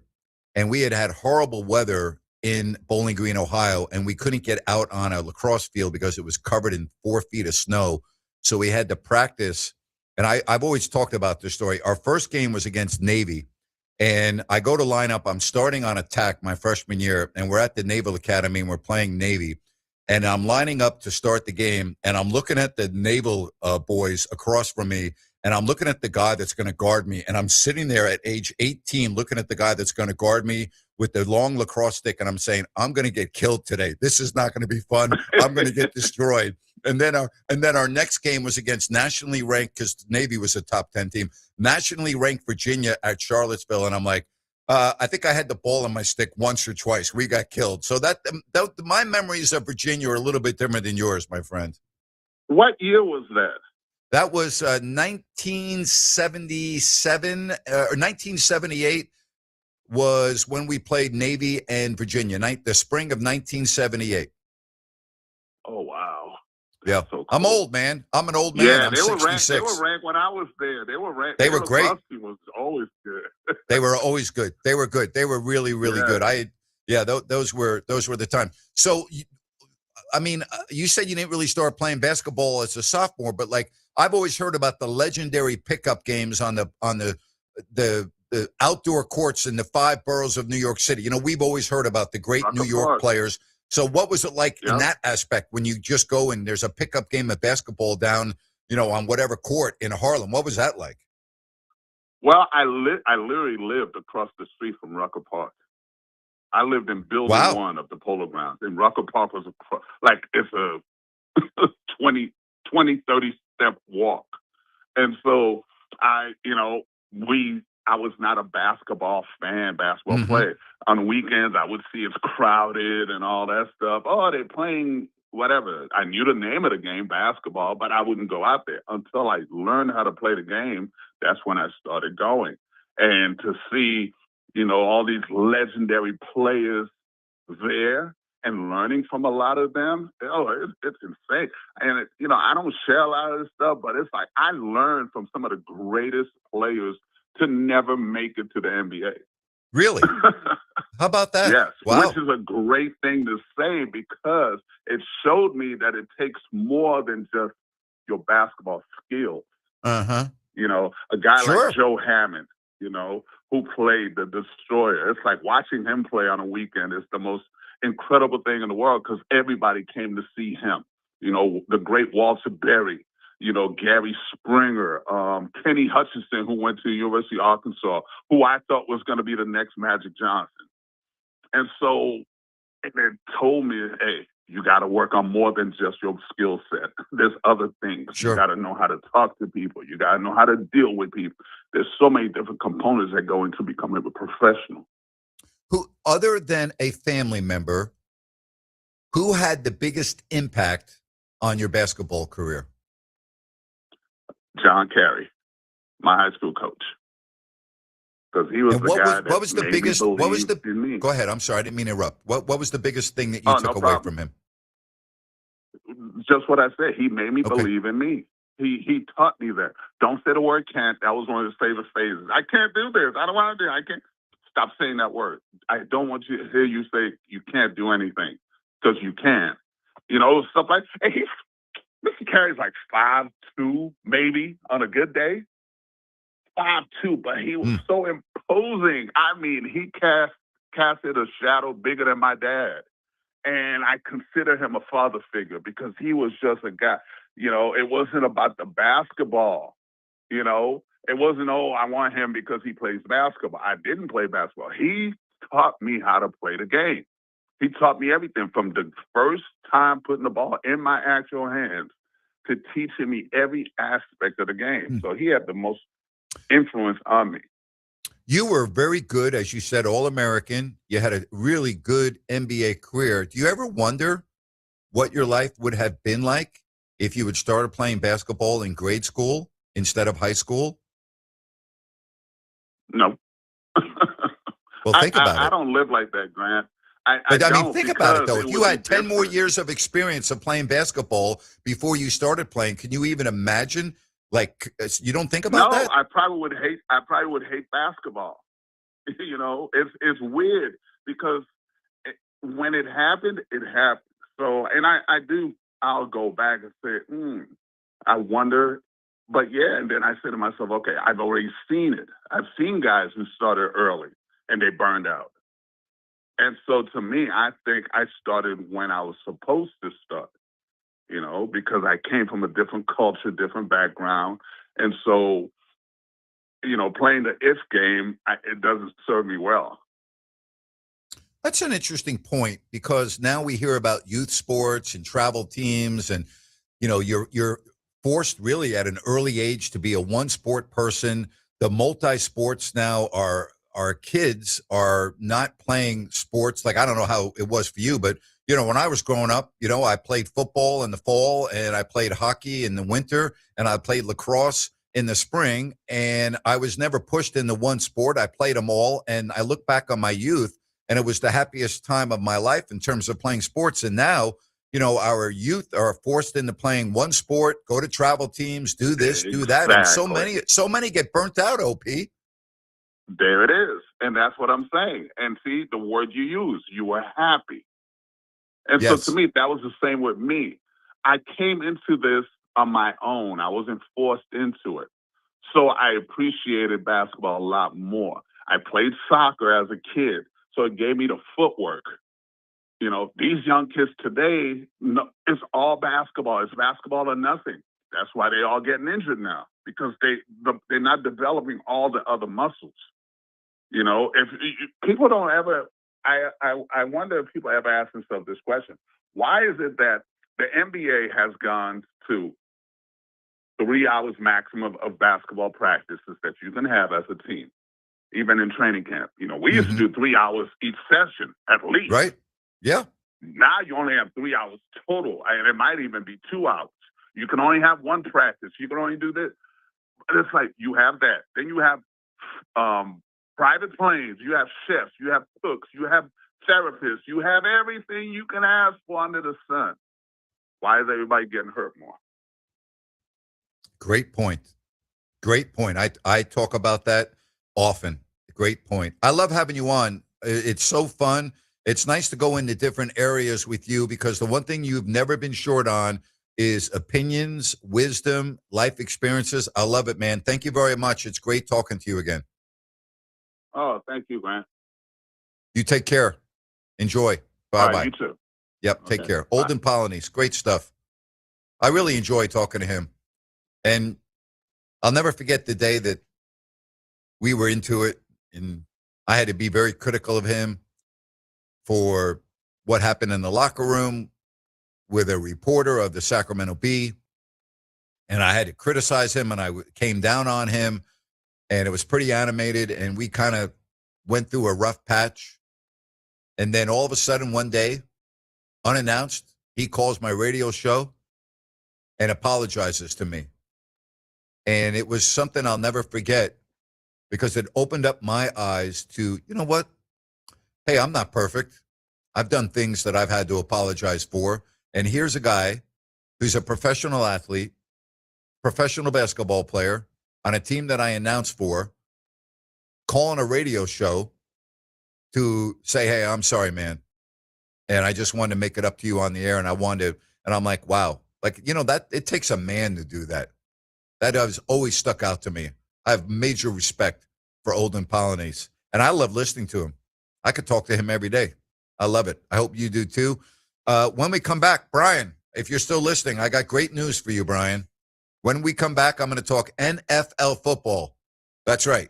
The National Football League, college football. Yes, football talk next, right here on Fox Sports Sacramento. Tired of the same old routine? Need a place where the beer flows and the good times roll? Then head to Fieldhouse American Sports Pub, 1833 Fulton Avenue. Family owned and operated, so you know you'll feel right at home. Catch all your favorite games on 18 big screens while enjoying amazing food. And with 28 beers on tap, you're sure to find something you love. And don't miss everyday happy hour from 3 to 7 and again from 10 till close. Looking for more than just the game? Trivia Tuesday starts at 7 p.m. And there's Mario Kart and bingo nights for even more fun, too. There's always a blast happening at Fieldhouse. Whether you're looking for a place to watch the game, grab a bite with the family, or just unwind with friends, Fieldhouse is the place to be. Fieldhouse American Sports Pub, 1833 Fulton Avenue. Bring it to the house.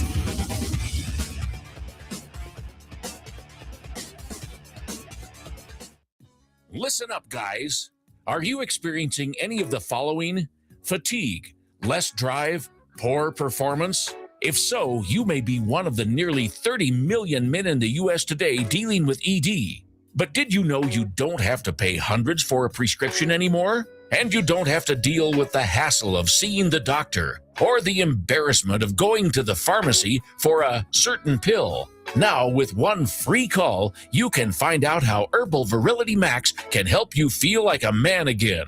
For over a decade, Herbal Virility Max has helped guys just like you put a smile back on their face with improved performance and drive. Call today and ask about our buy one, get one free offer. 800-690-8445. 800-690-8445. 800-690-8445. That's 800-690-8445. Wouldn't it be great if life came with a remote control? You know, you could hit pause when you needed to, or hit rewind, like that time you knocked down that wasp's nest. Uh-oh. Or that time you forgot to roll up your windows in the car wash. Fantastic. Yeah, a remote control would have come in handy then.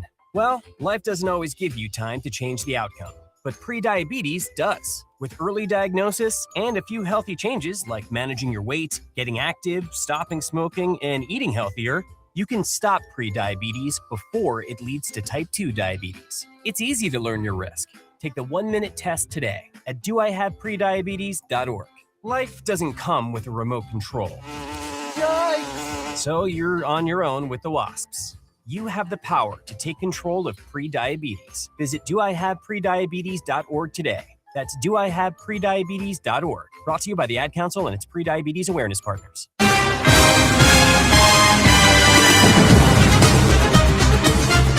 Brian says he's still here. NFL, yay. LOL, go Kings. See, I like that. Brian's still listening. See, that's awesome, man. That makes me very happy. Thank you, Brian. All right, so let's talk about the 49ers. And the key for me, as I look at this game, and I think that most people would agree, very simple. Okay? Who's playing and who's not playing? Because when you look at this game and you look at the impact of not having Trent Williams, that is huge. And if you don't have Williams, which I don't think that they will, and we don't see Ricky Pearsall on the field, which, again, we don't know yet, that is going to be bad news. for the 49ers. I think, and if I'm just going by their recent body of work, if I look at what Phillip Rivers did in terms of moving the ball up and down the field, when I look at what the Chicago Bears did, when I look at how Seattle controlled the clock and the 49ers were not able to get off the field, I don't know why I think that they're going to be able to do any better against Philadelphia. Like, I don't understand why all of a sudden they're going to be able to flip a switch and get off the field against Philadelphia. If you couldn't get off the field against the Colts and couldn't get off the field against the Bears and couldn't get off the field against the Seahawks, and you have another significant injury on defense with the absence of Bethune, why would I think that anything's going to be better when you're going to take on the Philadelphia Eagles? And it's the National Football League, and how quickly things can change. Last week at this time, we're building up the number 1 seed matchup in Santa Clara. We're building up the 49ers and the Seahawks and, the number 1 seed and a week off. And, the 49ers wouldn't have to go on an airplane and they could be playing in their own stadium for the Super Bowl. All right?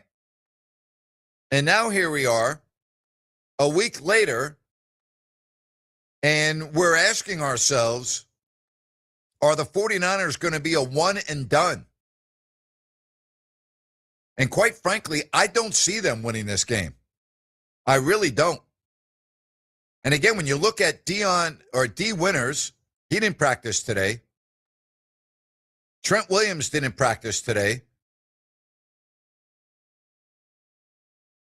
Ricky Pearsall did not practice today. If you don't have Williams for this game, which I don't think you will, and if you don't have Ricky Pearsall, which, again, I don't know, he missed practice again with the knee, he didn't play against Seattle, and we know that you don't have another linebacker in Tatum Bethune who's out for the rest of the playoffs, why would I think they're going to be able to go into Philadelphia and win?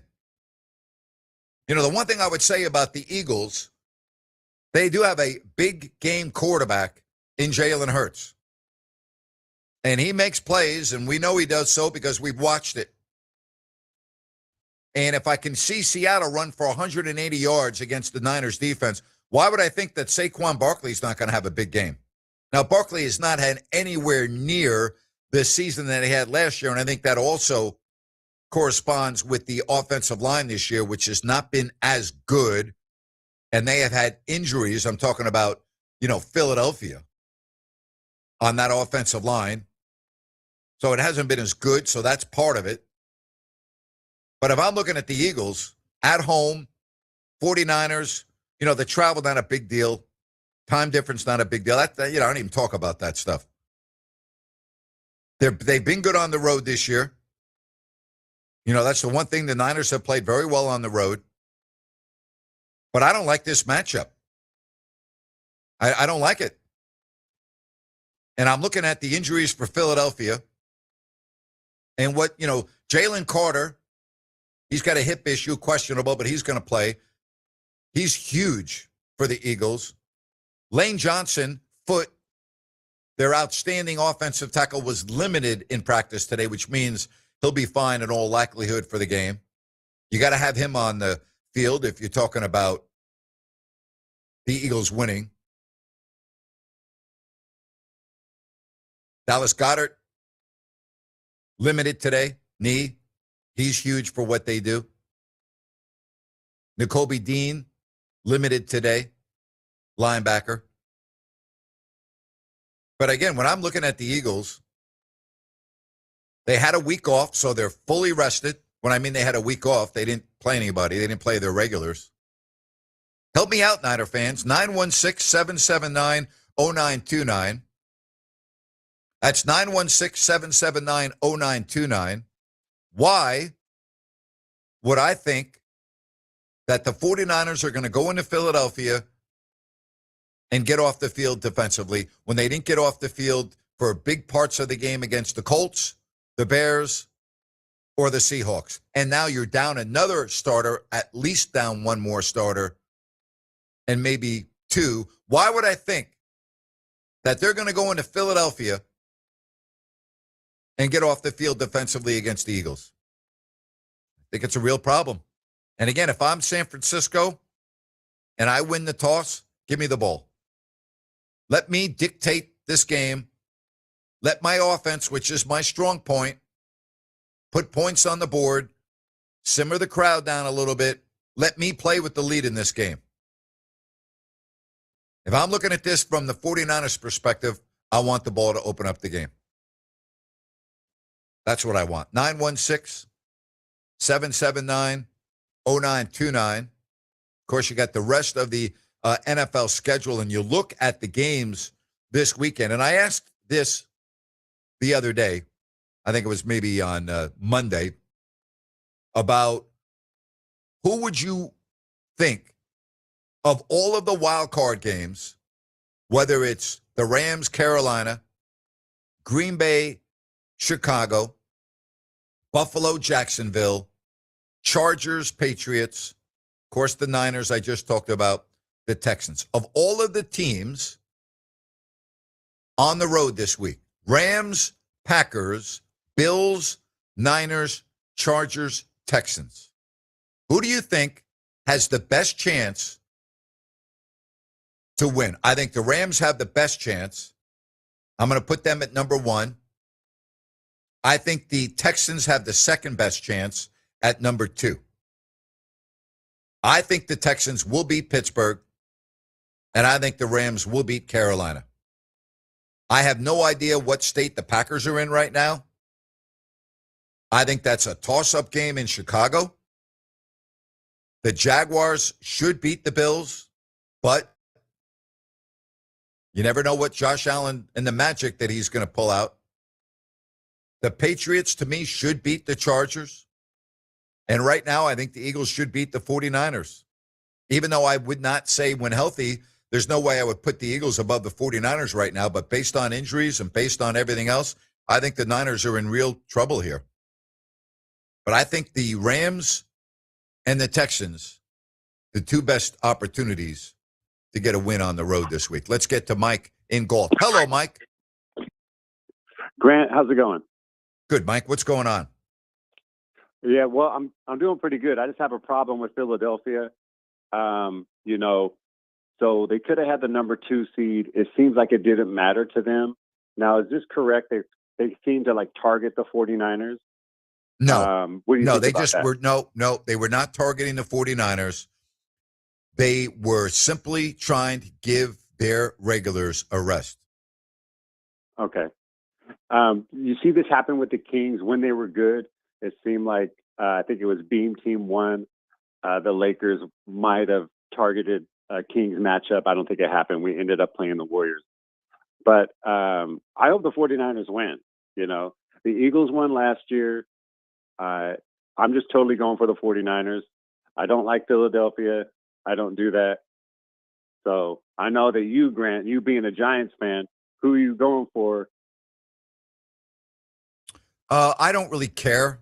I'm not one of these people that because I'm a Giants fan, I want the Eagles to lose. I'm not rooting for them. Now, if it were the Cowboys, I would be picking against the Cowboys.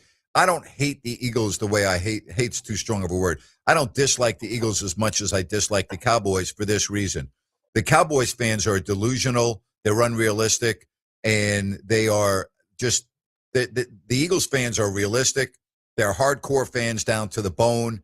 And when I mean hardcore, I'm not saying the Cowboys fans aren't into their team, but Cowboys fans are delusional. Eagles fans are realistic. They know when their team stinks. They know when their team is not good. Cowboys fans never admit that. They're delusional. I don't really dislike the Eagles the way I dislike the Cowboys. Now, would I ever want the Eagles to win? No, I'm not like that. I don't root for them. But you know what? As a Giants fan, I don't care who wins in the playoffs anymore. Okay, one more thing. How do you see the 49ers? What would be the path for them to win? Could they take out the weapon of Saquon Barkley? If Hurts throws an INT or two, because the 49ers, they haven't had a lot of turnovers this year. So maybe. Well, they don't get to the quarterback. That would be. And that's the other issue. Really they do not get to the quarterback, which limits their turnovers because most turnovers are caused when you get pressure on the quarterback. And they have not been able to do that this year. And that's another aspect of this game I don't like. Well, I hope seriously. The 49ers shock everybody.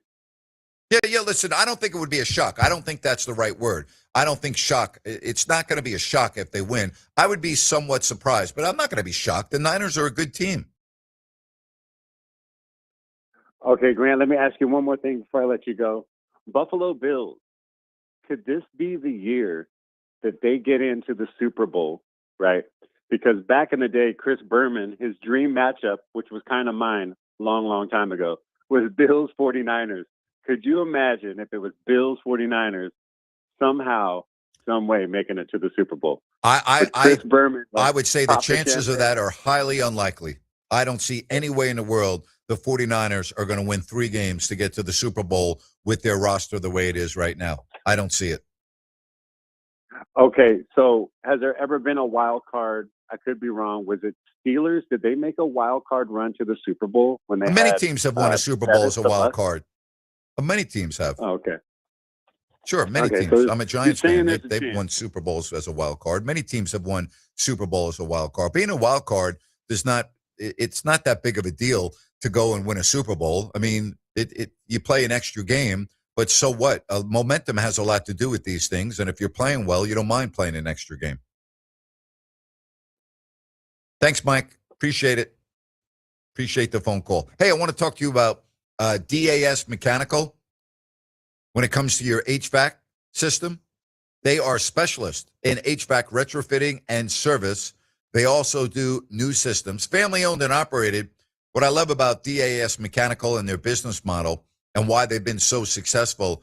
I mean, I look at customer service, which to me is number one on my list when I'm talking about HVAC. Like, okay, heating and air. I need an unbelievably reputable company with tremendous service. And that's what you get at DAS Mechanical. And just go to their website. You can look at all of their 5-star reviews. And again, we talk about awards. They have numerous best of the best awards. That doesn't happen by accident. It happens because they do stellar work. All right. Family owned and operated, homeowners, businesses for commercial maintenance. DAS Mechanical will take care of you. Remember, HVAC retrofit and service specialists. They also do new systems. And if you should need financing, there are many options, including 0% interest for 18 months. Go to dasmechanical.org. D as in dog, A, S as in Sam, mechanical.org.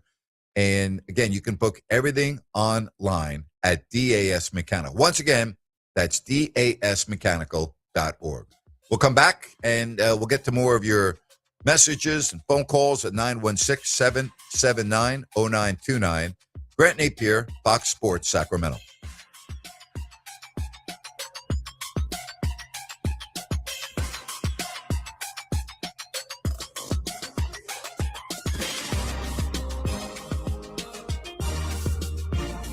Are your lights flickering more than a disco ball? Tired of your office coffee maker and server room fighting over that one working outlet?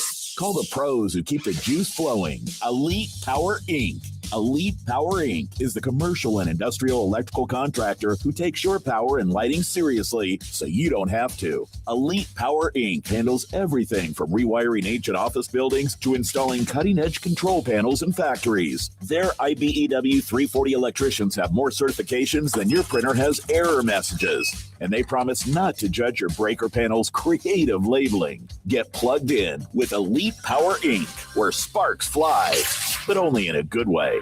Professionally trained technicians, 24-hour electrical service, maintenance, and repair. Project estimating, the knowledge and skill for any commercial or industrial need. Call 916-739-1580. That's 916-739-1580, or go to elitepower.com. Hi, it's Margot from Bennett's Restaurants. At Bennett's, it's all about bold flavors and fresh handcrafted food served with genuine hospitality. Craving prime hand-cut steaks? We've got them. Fresh salmon, halibut, or giant Mexican prawns? We've got those too. At Bennett's, we serve premium seafood and steaks in a relaxed setting. Whether you're joining us for a special night out or a casual bite, we'll treat you like family every time. Find us in Sacramento, Roseville, and Rockland. View our menus and make a reservation at bennettsrestaurants.com. Call the good dudes at Gabrudes. G-U-B-R-U-D-S.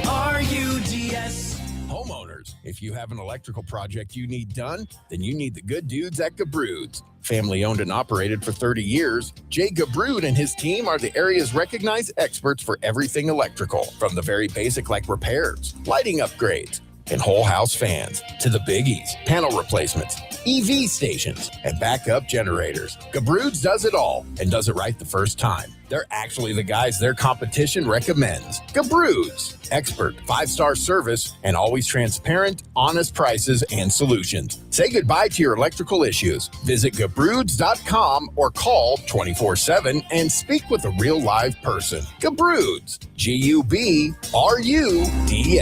Call the good dudes at Gabrudes. G-U-B-R-U-D-S.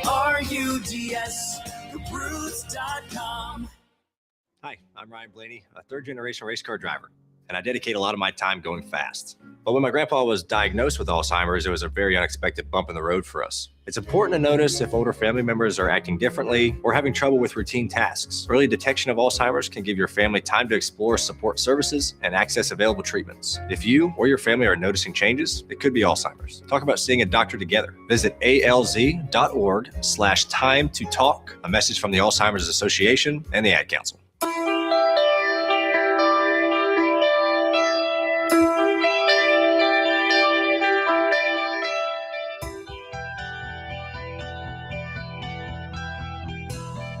Been a good hour. Olden Pollinase. Good stuff. Love it. 916 779 0929. What do you think? What do you want to talk about? What do you think? You want to go football? You want to go back NBA? You don't want to talk about the Kings, right? We've done that already. Ryan, we played most of the sound that we needed to. Yeah, I think so. I'll look over it one more time. I think we peppered the subject. I don't know what else to say on the Kings. You know what? Why don't we hit this really quick? DC, the ISO closing package. So for us, there's a couple different ways. We can run elbow, we can run ram, we can run flat, which, you're picking on somebody, you're trying to find a matchup. And in the first half, closing it, Debo did that, and he was able to get the ball to elbow and put shooters around him, and we got some really good looks. Late, we didn't get to it as much as I would have liked to. Me calling it and them in a flow is two different things, but they know. I mean, this is a closing package. That's the whole point of a closing package, is to get the ball where you want it in the closer's hands, and then you allow him to make the right decision, whether that is shooting the basketball or they overhelp like we did with the kid who knocked down a three-pointer and they kick it out and he knocks down a shot. That's the whole point. What do you think about that? I don't disagree with it, but you need to mix in some of the young guys with DeMar DeRozan. You need to get them those moments as well. I mean, hidden in all this negative that we've talked about today, Max Reynaud, if you need him, Grant, we thought he would be pretty good offensively, or he's even exceeded expectations there, but defensively, Napes, he has absolutely stood out the way he can guard and willing to come out on the perimeter, and he's ran the gamut of the bigs in the NBA, and he's taking some of that pounding, and he's still got so much to grow with size and being able to take that first hit. It's starting to spread across the league. In fact, Doug and DeMar were both asked about the bigs, and DeMar said exactly what I'm trying to say right now. Those guys need to be on the floor in the big moments. I mean, it's great. The best experience you could have is, being in the moment and actually seeing it in real time. Those guys playing, Max went out there competing with a Hall of Fame, big. That's the best way to learn. A rookie going up against AD, battling, you can learn a lot from that. So all those guys that get the opportunity to go out there and play, it's definitely going to pay off for them. No doubt about it. Max has grown up much quicker, as you were just saying, than I expected. I mean, he's got people not only in Sacramento, but others noticing at how fast he's developing. Absolutely. He looks like he belongs, Grant. He actually, I'm going to say it right now, he doesn't look like a rookie. And Nick Clifford looks like a rookie. Max Reynaud does not look like a rookie. He does not, no. And I'm going to get critical really quick of Doug Christie here. Everybody's saying I'm babying Doug Christie. I want to bounce this off you before we play this soundbite. I think one of the bigger problems that we are not recognizing is Doug is using words that are usually reserved for like special. I think of LeBron James. I think of Luka, a incredible shot at the end. Those are thrown around as adjectives to describe things all the time. He's using extraordinary language for ordinary plays or good plays. And I think that is something that needs to get better, but he was asked about the bigs as well. So for us, that's his closing package. Excuse me. Here's the bigs. These are moments like you can see Dylan. Dylan brings I don't know the word, but it's something. There's something that he brings to the gym that is special. And watching him compete, watching Max compete, yes, super proud of the way that they went about it because, he's AD and he's going to score buckets, and they fought and they were physical. That was part of the game plan. We got to make sure that we're physical, and both of them were. Don't leave here with your fouls. They did not. And, probably even should have gave Precious a little bit more in that regard. Like a lot of this, I'll take this and blame on myself. Those guys played good enough defense to win the game. I have to figure a way to get them over the top. And I'll go back and kill myself, I'm sure, in a lot of different ways watching it, but such is the seat. Well, your thoughts on that, what we just heard? I mean, aside from the language, I think he does need to look at those things because the strength of this team quietly has been that second unit when it gets mixed in. And even Precious, I got to tell you, from the first day Precious got here, Grant, to see, and you knew he was a good player, but to see him continuing to evolve this season. And commonly, he's one of the guys that's out when I'm able to get out to the games and watch player development before the game.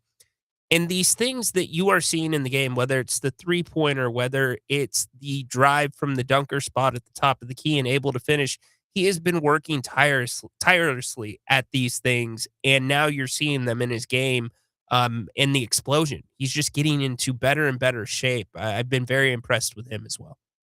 All right, I want to get to this from the 916. Any surprise that the Kings' highest-paid player, Zach LaVine, didn't call for the ball in the final moments of the Mavericks game? Well, that's not true. I watched that play a couple times, and, I mean, Russell saw him. He was on the wing and elected to take the shot. He didn't think that was the best option at that point. I wouldn't say he wasn't calling for the ball. I mean, Russell saw him. It's not like, he was standing fairly close to him. So I don't know if I would agree with that. Do you agree with that? No, I don't. The final sequence? Yeah, I don't either. I don't. DeMar was critical of the last shot in the final sequence. Check out this little hidden gem that he puts in at the end. The last one, wish we could have got, to my point, just being more organized, understanding what we could get instead of, trying to rely on a, one leg 30-footer to go in. Just got to give ourselves a better chance, get a shot off, make something happen. Got to get a better shot off. I don't think anybody would dispute that. I mean, did you have that was terrible. Okay, but was that a little shot, a one-legged 30-footer? Yeah, it was, but it was true, wasn't it? Absolutely. 100% true. You know what that is? I'll tell you. You remember in training camp? I want to take you back to training camp. Please don't. Okay. No, I want you to. Yeah. Because it goes back to, do you remember how the season ended in the play-in game against Dallas, right? I do. And you remember DeMar DeRozan after the game, and we talked about his comments and his dejection and how, I'm paraphrasing, he had never experienced anything like this. Mm-hmm. He's going through the exact same thing again. He's just saying it differently.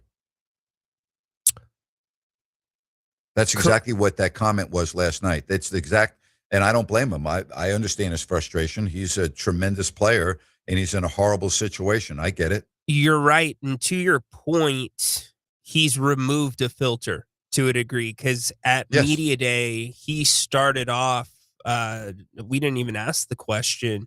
He called last year an S show right off the bat and talked about how hard it was to process through all that over the summer.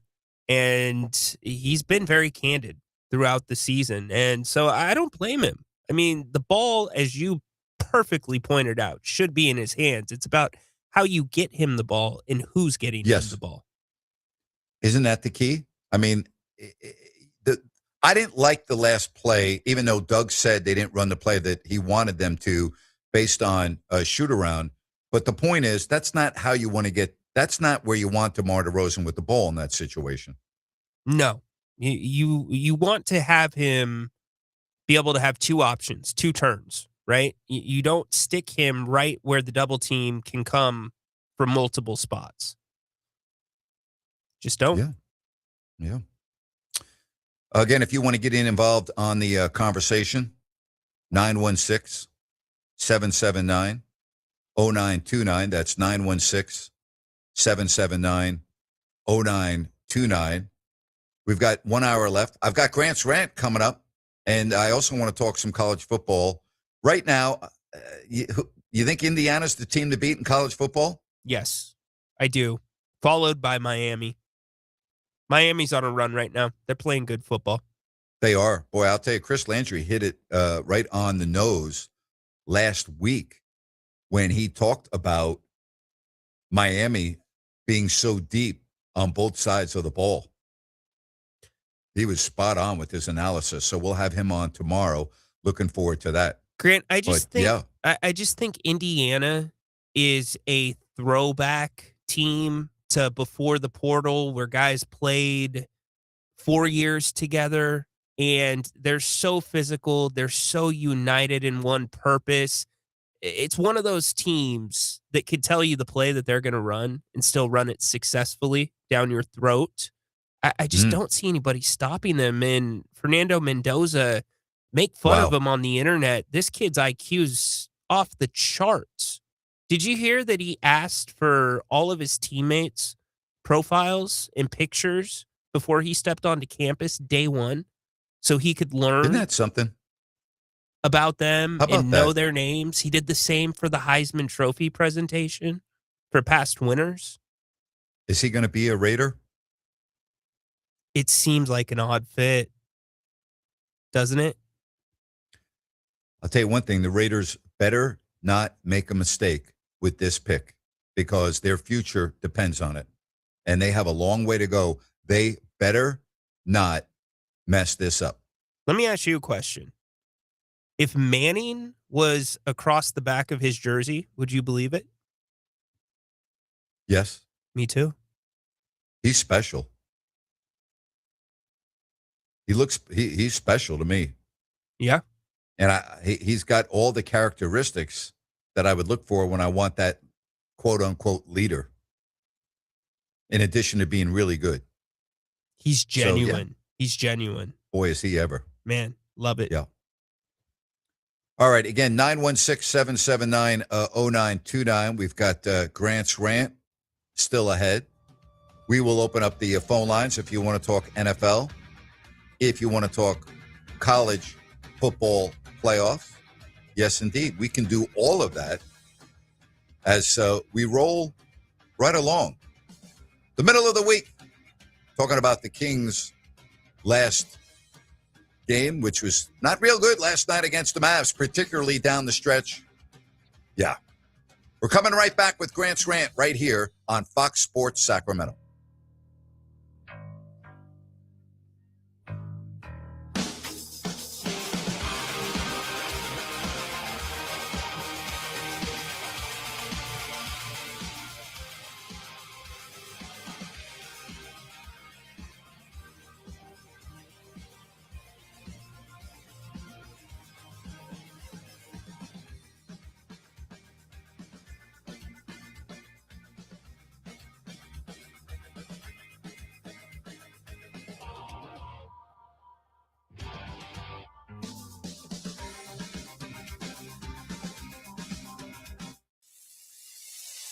Looking for the perfect spot to watch the game and enjoy amazing food and drinks? Look no further than Fieldhouse American Sports Pub. Family owned and operated, Fieldhouse is passionate about creating a fun, welcoming atmosphere for everyone. Spice things up on Tuesdays with Taco Tuesday. Buy any order of our delicious tacos and get a refreshing margarita for just $6.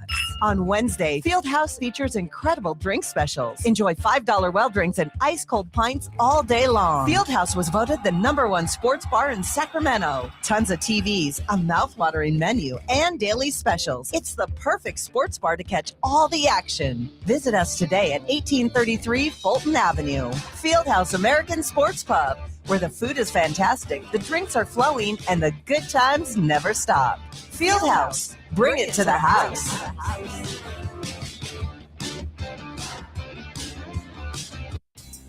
You've been saying you're going to pay better attention to your home's honeydews. Check one off your list right now by calling Gabrud Services to schedule a 12-point inspection of your home's electrical system. The safe rule of thumb is every 5 years for an inspection. If it's been 5 years or more, call Gabrud's now. A qualified technician will provide a thorough inspection of the electrical system to ensure it's safe or alert you to potential problems. At Gabrud's, electrical work is all we do. We are the area's recognized experts for anything electrical, and our #1 priority is ensuring your home and family are safe.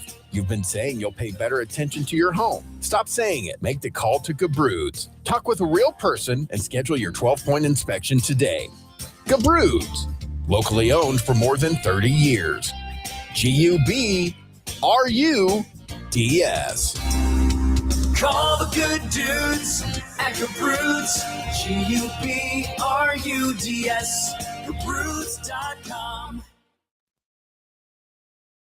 I'm Dan Patrick, and this is Above the Noise. Whenever a head coach like John Harbaugh parts ways with the franchise, it naturally forces everyone to ask the same question. What is the plan? Moving on from a Hall of Fame coach is rare. Skepticism is justified. Elite head coaches are hard to find in the NFL, and history tells us the grass is not always greener. But sometimes growth requires discomfort. The Eagles made a difficult decision with Andy Reid after 14 seasons. It felt risky, maybe premature, and it led to 2 Super Bowl titles and a complete organizational reset. The Patriots faced a similar crossroads with Bill Belichick. After 24 seasons, 6 championships, the Patriots started to decline. 2 years later, they flirted with the AFC's top seed. None of this erases what Harbaugh accomplished in Baltimore, a Super Bowl title, nearly 2 decades of relevance. But after 18 years, the Ravens needed a reset. Letting go of a legend is never easy. Sometimes, though, it's necessary. I'm Dan Patrick, and this is Above the Noise.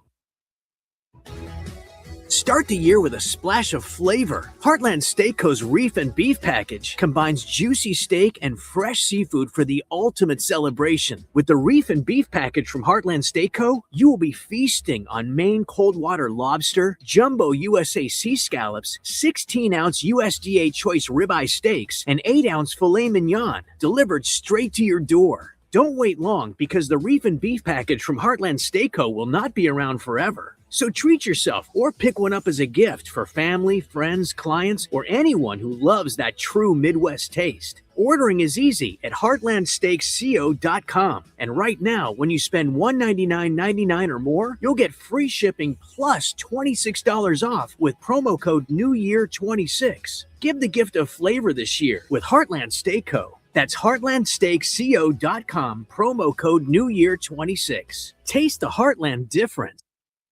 Grant Napear is back every weekday afternoon, 3 to 6. This is Fox Sports, KSAC 890 AM Olivehurst, K284CM 104.7 FM Sacramento.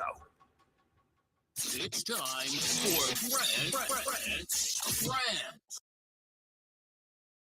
Yes. Grant's Rant, my favorite time of the day. What do you have for me, buddy? Grant, we've talked about the language problem in the NBA. It goes both ways. If the fans need to clean it up, so do the players. After hitting a big three last night and a fan prior to it telling Luka he's trash, Luka responded, "What did you say, mother effer? What the F did you say?" Video is going viral online. Yep. Second option, Jerry Jones, breaking news, said his goal is to retire with the most Super Bowls. Thank you, Captain Obvious. And third option, anybody that's complaining about Tom Brady being involved in the selection of another Raiders coach, what are we doing? You've seen him in the play calling booth. What did you expect? Move on. As far as players getting into it with the fans, every player understands that there is a mechanism in place to deal with fans that say things that cross the line, etc. All right? It's called team security, and every team has multiple people that handle that. And as a player, if you feel that a player has crossed the line, all you need to do is go to team security and they handle it. Instead of you now being all over the internet with a viral video, which does not put you in the best of light, it doesn't do Luka Doncic any good. It doesn't do Kevin Durant any good. It doesn't do these other players in professional sports, such as DK Metcalf, any good to go and mix it up with a fan. It is a lose-lose situation, plain and simple, okay? That's it. It is a lose-lose proposition for an NBA player. Why do you allow the fans to get under your skin so much? I really do not understand. I really don't. I don't get it. Go to team security. Let them deal with it. Focus on the game. Do your freaking job. Okay? Do your freaking job. And instead now, people are talking about this, as you said, viral video. Doesn't put you in a good light. You're Luka Doncic. Okay? You're one of the main guys in the NBA. Act like it. Stop yelling at the refs. Play the freaking game. And stop allowing those in the fans to agitate you. Stop it. Okay? And stop yelling at the refs all the time. It's unbelievable to me. Seriously. And we see it all the time. Over and over and over. We see it. I don't get it. I don't understand why the Kevin Durants of the world get so sensitive over social media, especially from followers that only have like 10 people following them. Who cares? Who cares? Ignore it. Why are you letting somebody on social media that has 10 followers to upset you if you're Kevin Durant? Why are you, Luka Doncic, having to respond to the fan in that magnitude? It doesn't suit you well. It's not a good look for you. It's a bad look. Stop yelling at the refs. Stop cursing out the fans. Okay? And let's get on with it. Would you please? You can do better than that. It's a bad look. Plain and simple. It's a bad look. I've never liked it. I've never understood why players allow the fans to get them in this type of a situation. Ignore them. Go to team security. Cross the line, go to team security. And that's my rant for today. What was your initial reaction, Ryan, when you saw the video of Luka Doncic? Tell me, what was your initial reaction? I mean, it's hard to blame him. He's playing in New Orleans. There was only like one fan in the building. You're going to hear the guy all game. No, I'm just kidding. I didn't even, you know what, that part of it, I didn't even take into account that it was in New Orleans. No, I'm serious now. Really? Yeah. Yeah, I didn't even didn't even enter my mind. No, it's just, it's another thing to add to the resume of unsavory for Luka. It's another reason that I firmly believe this would not have been a smooth marriage between the fans and Luka here in Sacramento. It's just, he can't be the face of the NBA. You can't do it. Yeah. He might be the informal face, but the NBA is never going to get behind him as the face like that. Got to drive Adam Silver crazy, too, when he sees this. Absolutely. Yeah. All right, we'll take phone calls 916-779-0929. Again, that's 916-779-0929. Said, appreciate the love for Precious Achua. The Knicks could have used him the last few games with Josh Hart being out. Knicks are not doing well right now. No question. You know, you look at what is going on with the Knicks and, you know, how the tabloids are. Boy, they're letting them have it already. They really are. They are really letting the Knicks have it. And that game against the Pistons, that was embarrassing. That was absolutely embarrassing. There's no other way to say it. That was an embarrassing performance against the Detroit Pistons. Big game like that, and you get blown out, that's embarrassing. Let's get to Big Al. Big Al, you're on with Grant Napear. Go ahead. Yes, I am, Mr. Grant Napear, sir. I apologize. So, since you're tied in, and I love basketball, you love basketball, although you loved great stories you told us about your ice hockey days. So when the draft came out and the Kings had a great opportunity to get AKA the big whiner now, that's what I call him. I mean, I'm a Lakers fan, but I don't like the way Luka acts. We've seen a few greats over time. You know, Durant has a bad rep. Wilt kind of had a little bad rep on that too in his period going way back. But can you imagine now the Kings fans, some were so sad when the Kings didn't hold on and keep Luka, but you would have Luka the whiner in Sacramento. Oh my goodness, that could have been drama many times. It's still, you would have put up with it. It would have. It was a huge mistake not to take him. Right. I know you do that, but I mean, tongue in cheek. Yeah, it's just I'm totally with you, Grant. I'm totally with it's God. I mean, would you even want any kids that are aspiring to be great players and all that, just from the attitudinal aspect, like high school kids and stuff, to even be anything close to him? No. So I'd be fascinated if I could have gotten tape back when he played at a very young age in the Euro Leagues to find out, you know, is this just him? Has he always been this way? Or did he have anything that kind of set him this attitude he now has? You know, because he's a mega star now. So maybe he has that sense of entitlement to stardom. That's, you know, it's amateur psychology. That's all. Okay, but it still would have changed your entire franchise, and it would have still have given you immense flexibility, even if it didn't work out in Sacramento, if you had taken Luka. I mean, there's no way around it. It was, first of all, the biggest mistake was not made by Sacramento. It was made by Phoenix. They had the number one pick. They're the ones that should have taken Luka Doncic, and no one ever talks about that. Yes, Grant. There's many, and let's face it, probably now in our current basketball watching lifetimes, when you think about, and nobody said, oh, I never saw that, never saw it coming. Can you imagine where the Joker went and how many teams passed up on that opportunity. I mean, it would have taken Yeah. some deep scouting, or maybe you could just say the Nuggets, flip the coin, threw the dice, whatever. Say, take a shot on this athletic looking, and I don't want to be racial here, white guy, and say, you knew he was skilled. He had skills there. I saw some tape. He had skills. He's like, no, he can't compete versus, American NBA stars with athleticism. Oh, really? Multiple MVPs? Really? Yeah, that was a big miss.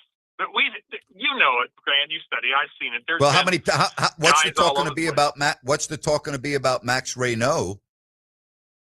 Already, I look at all the teams that are thinking, "Gosh, we had a chance to take Max Reynaud, and we didn't do it." Yeah, he looks pretty good. I know you. I think you like him. Yeah, he's I like good. him a lot. I think he looks very good. Yeah, well, good for Sacramento. I'm happy for Kings fans. I talk to my Kings fans at church all the time, and I kind of feel sorry for them. My dad converted. He taught me to be a Lakers fan because I grew up down there, and then I'm late, and then he converted when we moved to Sacramento. And I said, Dad, okay. And, the thing that killed him worse was he'll never forget, the infamous, as Shaq says, the Kings absolutely should have just had that championship or opportunity for championship back, 201, 202. And they just, whether you want to say they got jabbed because of refereeing, but also a lot of missed free throws. Anyway, that was a great Kings team, a great Kings team. Missed 14 free throws in your home floor on Game 7. You can't blame that on the refs. Right. Anyway, Grant, always good to talk to you, but that's why I love your rant on Luka, and I just had to say, hey, I'm with you, and I should wear my Lakers gear, and I should kind of go after him, Luka, and that, because he jokes and that, and if you watch him at L.A., I watch him on the home games L.A., and he's joking with the crowd and a happy face, but he can get salty. He can get real salty. Al, good hearing from you. Have a good evening. Take care. All right. You do the same. 916-779-0929. Again, that's 916-779-0929. From the 916, Grant, Doug needs to be fired already. I'm tired of hearing he's in the rebuilding stage. He's a lousy coach. Can I perform this poorly at my job and say, I'm rebuilding? If the Kings were doing good, Doug would never use the word rebuild. I don't have a problem with the word rebuilding. That doesn't bother me at all. My issue is with what he is saying, and he is not backing up actions with words. That, to me, is my biggest issue with what's going on with the Kings. It doesn't make sense to me. The moves at the end of games don't make sense to me. Malik Monk not playing doesn't make sense to me. Nothing makes sense to me. You're also ignoring what has been a very strong suit of this organization, which is advanced scouting and development. Look at what Stockton's done the last couple of years. Gabriel Harris, GM down there, fabulous job with 3 different coaches. Yep. Keon Ellis, undrafted. Isaac Jones, undrafted. Dylan Cardwell. You can go on and on and on there. And I think because of the way the league is right now, it's like, go young, take your bumps, learn along the way. Would Atlanta have ever found out that they have a pretty darn good core had Trae Young not gone down and they had to play young guys? Probably not. Good point. So that's also the very frustrating part, because if you put together a list of the things that the Kings have done well, you have to list that near the top with the player development and what they've done down in Stockton. There's another name we really haven't talked about. I like what I'm seeing from Dylan Cardwell. I mean, he's a guy that's proven he can play in the NBA. He is somebody that clearly has shown that, okay, you know what? There's a future there. I'm not saying an all-star. I'm not saying necessarily a starter. I'm just saying that, he looks like he belongs, and I think that's been a real positive. Dylan Cardwell is born with that Doug Christie gene that enjoys, and some basketball players, you're born with it or you're not. that enjoys the nuances, the physicality. Don't care if I score, just being a disruptor. And he will get, if he continues to get time, because I think the game's too fast for him right now, especially on the offensive end. He's not reading the floor. He's going to spots like they teach you, like when you're doing a play in practice. As that all slows down and he gets more athletic and comfortable in that body, yeah, there's a lot of promise there, Grant. A lot. All right, 916-779-0929. We'll take a time out. More of your text messages, your phone calls, right here. The Grant Napear Show, Fox Sports Sacramento. Tired of the same old routine? Need a place where the beer flows and the good times roll? Then head to Fieldhouse American Sports Pub, 1833 Fulton Avenue. Family owned and operated, so you know you'll feel right at home. Catch all your favorite games on 18 big screens while enjoying amazing food. And with 28 beers on tap, you're sure to find something you love. And don't miss everyday happy hour from 3 to 7 and again from 10 till close. Looking for more than just the game? Trivia Tuesday starts at 7 p.m. And there's Mario Kart and bingo nights for even more fun, too. There's always a blast happening at Fieldhouse. Whether you're looking for a place to watch the game, grab a bite with the family, or just unwind with friends, Fieldhouse is the place to be. Fieldhouse American Sports Pub, 1833 Fulton Avenue. Bring it to the house.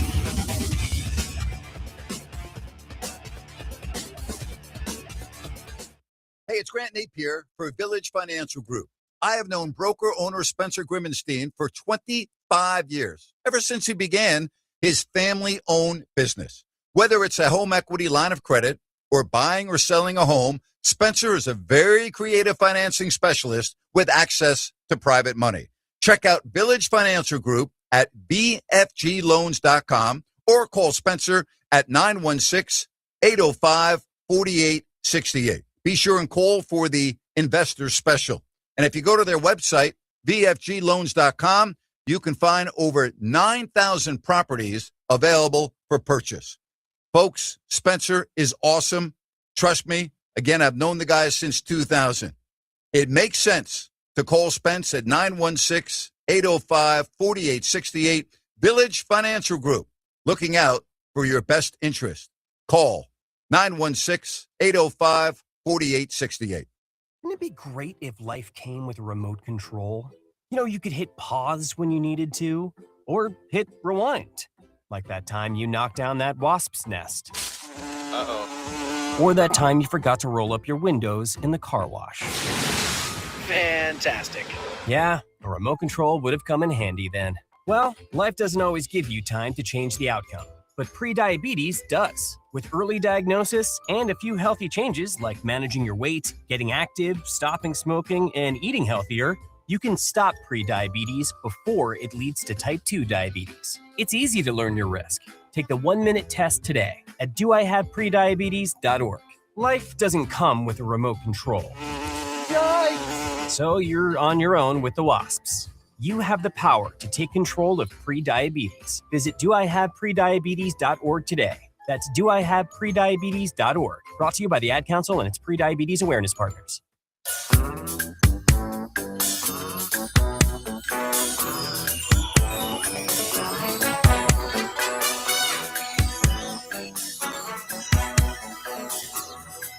Never going wrong with Earth, Wind, and Fire. Love it. Yeah. Never gets old. Thank you, Rhino, for a little Earth, Wind, and Fire. You know, that always makes my day. Love it. Got it, buddy. Yeah. Wow. Thank you so much. If you're not in a good mood, which I'm in a good mood, then that puts me in a good mood. Have you ever seen them in person? Yeah, I did. I saw them up at Lake Tahoe once later on in their 10 years. Well, shouldn't, but yeah, it was phenomenal. Phenomenal. Such an awful concert venue, by the way. Terrible. Oh, my gosh. I'm sorry, but that's awesome.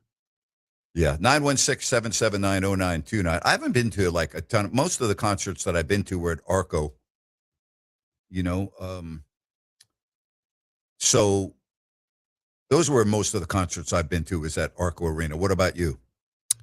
Yeah, Arco for the most part, and a lot of them in Wheatland or the Sleep Train Amphitheater. I've been to a number out there. What was the first concert you ever went to?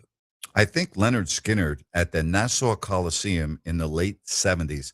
I believe it was right before the plane accident. And it was the Encore Sweet Home. It was Freebird, right? Wow. And Sweet Home Alabama. So Sweet Home Alabama, and the last song was Freebird. It was unbelievable.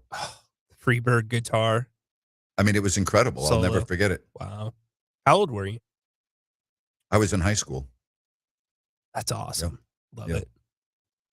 I mean, incredible. Did you ever used to go to the concerts at Cal Expo when they had an amphitheater there? No, I don't think I ever went to a concert at Cal Expo. You know, the best concerts I ever went to in Sacramento were at the old Woodlake, the Radisson, and they used to have the smooth jazz and all of the top smooth jazz musicians. And I always tell the story. It's the last time I talked to Wayman Tisdale.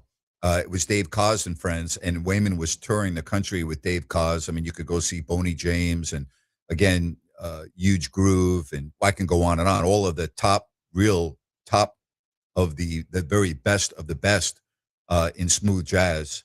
And I loved it, and I loved sitting outside. It was in the warm months of the spring and summer, and it was just a beautiful, beautiful venue outside.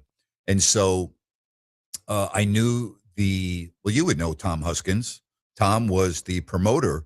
I say Tom from the days with the Gold Miners and all of the, he worked with Fred Anderson, and Tom was the promoter. And so I would buy my tickets directly through Tom, and I paid for him, and he would get me really good seats. So I go to see Dave Koz and friends with my wife, and we're sitting there about 5 rows from the front.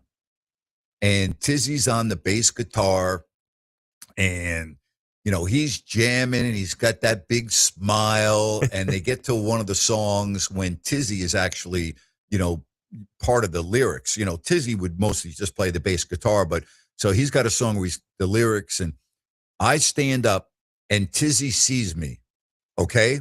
And he has the biggest smile, and in the middle of the song, he goes, "Grant Napear!"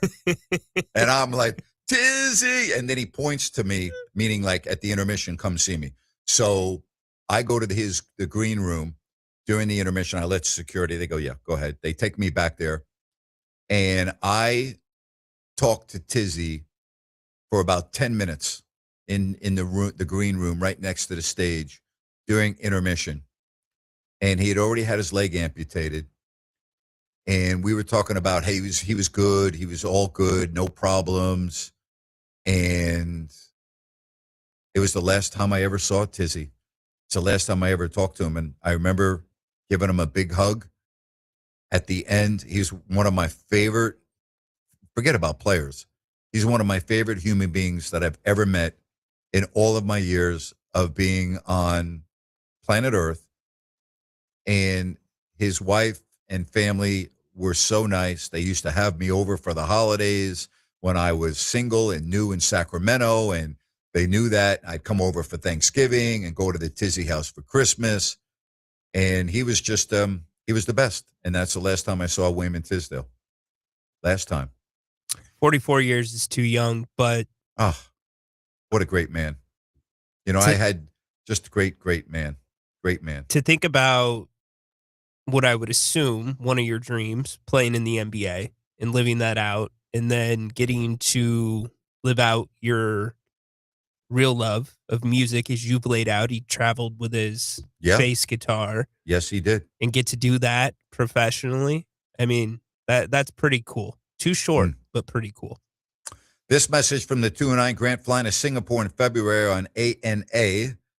What should I do while I'm in there for a few days? So you're going through Japan, then an 8-hour flight to Singapore, Changi Airport, the best airport in the world. Singapore is a spectacularly beautiful city.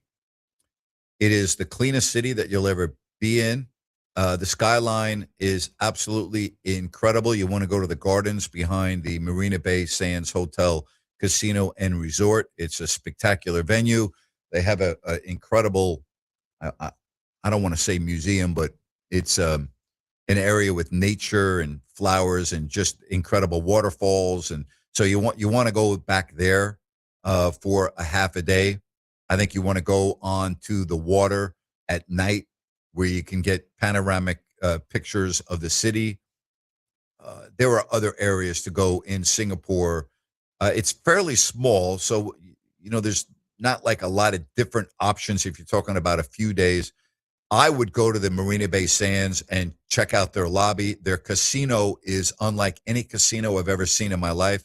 You must have your passport, so make sure you have it. You will not get into the casino without your passport. But even if you don't gamble, just walk around and check. Oh, you're taking your teenage son as well. He will not be able to get into the casino. Well, definitely go to the gardens behind the Marina Bay Sands. It's spectacular. Also, when you leave Singapore, give yourself an extra hour and go to the Jewel in Terminal A. If your flight is not leaving from Terminal A, but you're leaving from one of the other terminals, or I should say Terminal 1, but you want to go see the Jewel, you can Google it.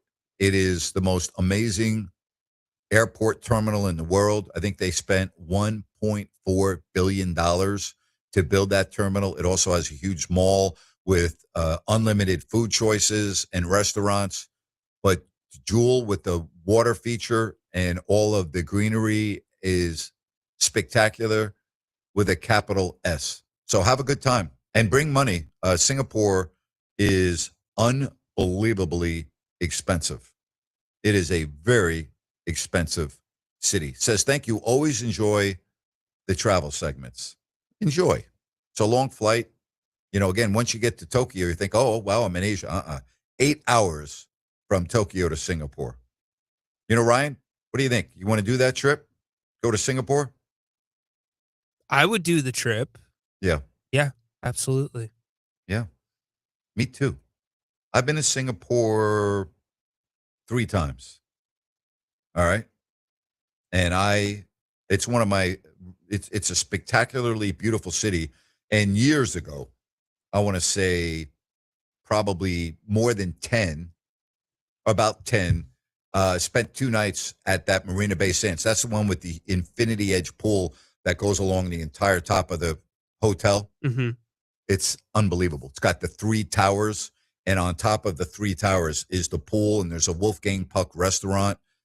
But the pool is on the 56th floor, and it's infinity edge, and you can literally go to the edge of the pool and look down. It's like, whoa, boy. And you have nothing but the city skyline in front of you on the other side of the water. It's incredible. You know what's sad about that? Instead of imagining what you just laid out, all I'm thinking about are these stupid AI videos that are going all over social media of what you just described, like the infinity pools bursting. Well, I did see a video just yesterday of that thing that you're talking about. And I'm like, that's the bad part of AI. It really is. It's awful. Yeah, it is awful. But that sounds awesome and expensive at the same time. Well, when I went, we actually got a room. It wasn't that bad at the time. Now it's really gone up. It's very expensive. Obviously, you have the Singapore Grand Prix there, the F1 race in September. So you don't want to go there in September because it's incredibly expensive and very hot and humid. I mean, there's a high season and a low season in a lot of countries in Asia. So if you're going to go to Singapore, try to go in the low season. It will save you money. But if you're going to stay at the Marina Bay Sands, it is now very expensive. Why do I think we're going to get a call from Lynn about the Singapore F1 here? Oh, I'm sure. In just a few minutes. Sure. Now, we're actually thinking about doing I'm pretty sure Liam's not listening, a quick Disneyland trip. And I was picking the brains of some of the guys in the media last night, a couple that are huge Disney fans. We're thinking about doing a drive day, a day at the park, drive home the next day. Do you think it's worth it, travel expert? Yes. Okay. Yes. Yes. We were going to do the whole surprise, like, hey, can you throw a couple things in the bag, please? We're going to go to lunch. I think when you can put a smile and joy on a child's face doing anything like that, yes, absolutely. I think it's always worth it.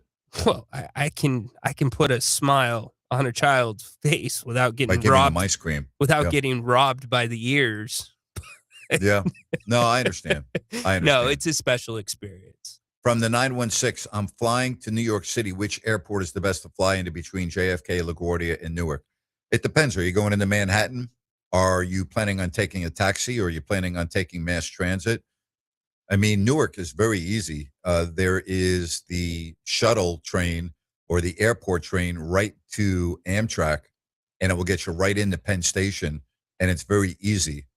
So, like, from that aspect, if you're going into Manhattan and you want to save money on a taxi, that's a way of doing it. JFK, same thing. You can fly into JFK. You can take the airport train to Jamaica Station.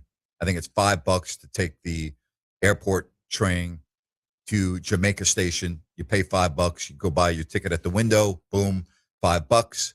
And then you have about, I don't know, 100 paces to the Long Island Railroad. Trains are leaving every 10 and 15 minutes right into Penn Station in Manhattan. Depending on peak or off peak, it's going to cost you about $10. And you can go that way, which is easy. LaGuardia doesn't have that. So if you're in LaGuardia, you either have to take the bus into Manhattan or you have to take a taxi. So, excuse me, if it were me and you don't want to take a taxi and you don't want to take an Uber, if it were me, I would fly into, I love flying into JFK. So I would fly into JFK, but both JFK and Newark are pretty easy. Just depends what airline you're on, where you're going, what you want to do. But if you're flying and you're going to Manhattan, I would recommend Newark and JFK for taking the train as opposed to a taxi. Save you a couple bucks. See, Ryan, I'm always trying to save people money. Look at you know what I mean? I know. You should be charging for this kind of stuff. It's expert. Nah, you know, I like it. It's my passion. I had somebody, one of my buddies called me up just the other day and told me they're going to Switzerland and where they should go. And I've been to Switzerland like 10 times. And I'm like, okay, how long are you staying? Who you going with? What's your budget? Like, what time of the year are you going? You know, and I laid it all out. So I got them completely covered on their trip to Switzerland. So I'm going to combine your two worlds, sports and travel. If you could travel to one football game this weekend, excluding college, what would it be? That's a great question. One football game this weekend. Where am I going to? Well, I don't like the cold, but I'm gonna not use that as my criteria. Okay. So like I wouldn't say, well, I'm not going to that game because it's too cold. Okay. So, all right, the one game I'm going to this weekend on Wild Card Weekend, I'm going to the Texans and the Steelers. Wow. Okay. Yeah, I want to experience the terrible towel in the Steel City and the crazy fans of Pittsburgh. What about you? My second choice, by the way, would have been Packers-Bears, but I'm choosing being at a home game for the Steelers in the playoffs. What about you? I'd probably go Packers-Bears. Okay. That's where I was going to go. All right. Had the game been at Lambeau, that would have been my number one choice. Night game at Lambeau or night game at Notre Dame? For me, night game Lambeau, because I'm more of an NFL fan than a college fan. I know what you're doing. It's not even close. But for me, I would choose Lambeau because I'm more of an NFL fan than a college fan. Even with the historical perspective of Notre Dame, I would still choose. See, part of that is I've been to Notre Dame several times as an announcer. I've been to announce a basketball game there. I've announced a hockey game there, and I played lacrosse in the stadium. So, like, I've been to South Bend. Like, even though I haven't been to a football game, you know, I've never been to Green Bay. There's the difference right there. It actually is close for me because what's up, Uncle Randy? He grew up in Wisconsin, and he's a massive Packers guy. And then going to Wisconsin and doing the Green Bay stuff and seeing the stadium, I would love to see a game there. But, yeah, Notre Dame. We will come back with the final segment. If you want to get on board, right now is the time to do it. 916-779-0929. Grant Napear, Fox Sports, Sacramento. The new year is here, a fresh opportunity to tell people about your products and services so they know who to spend their money with. Fox Sports Radio has a Mount Rushmore of sports talk talent. Patrick, Cowherd, Gottlieb, and Sacramento's own Grant Napear, and they have an audience you can take to the bank. This is Fox Sports General Manager Kurt Bagelman. Sports Talk listeners are a unique, target-rich group of consumers. They're employed, they earn six-figure incomes, 2/3 own their own homes, and they listen to the radio longer. Let me repeat that. They listen longer, so your commercial message has more opportunity to be heard. It costs nothing to learn how a good strategy and a great schedule could help your business. So call me, 916-779-0914. 916-779-0914. Radio gets results, and we are here to help. Call 916-779-0914. You've been saying you're going to pay better attention to your home's honeydews. Check one off your list right now by calling Gabrud Services to schedule a 12-point inspection of your home's electrical system. The safe rule of thumb is every 5 years for an inspection. If it's been 5 years or more, call Gabrud's now. A qualified technician will provide a thorough inspection of the electrical system to ensure it's safe or alert you to potential problems. At Gabrud's, electrical work is all we do. We are the area's recognized experts for anything electrical, and our number one priority is ensuring your home and family are safe. You've been saying you'll pay better attention to your home. Stop saying it. Make the call to Gabrud's. Talk with a real person and schedule your 12-point inspection today. Gabrud's, locally owned for more than 30 years. G-U-B-R-U-D-S. Call the good dudes at Gabrud's. G-U-B-R-U-D-S. Gabrud's.com. Listen up, guys. Are you experiencing any of the following?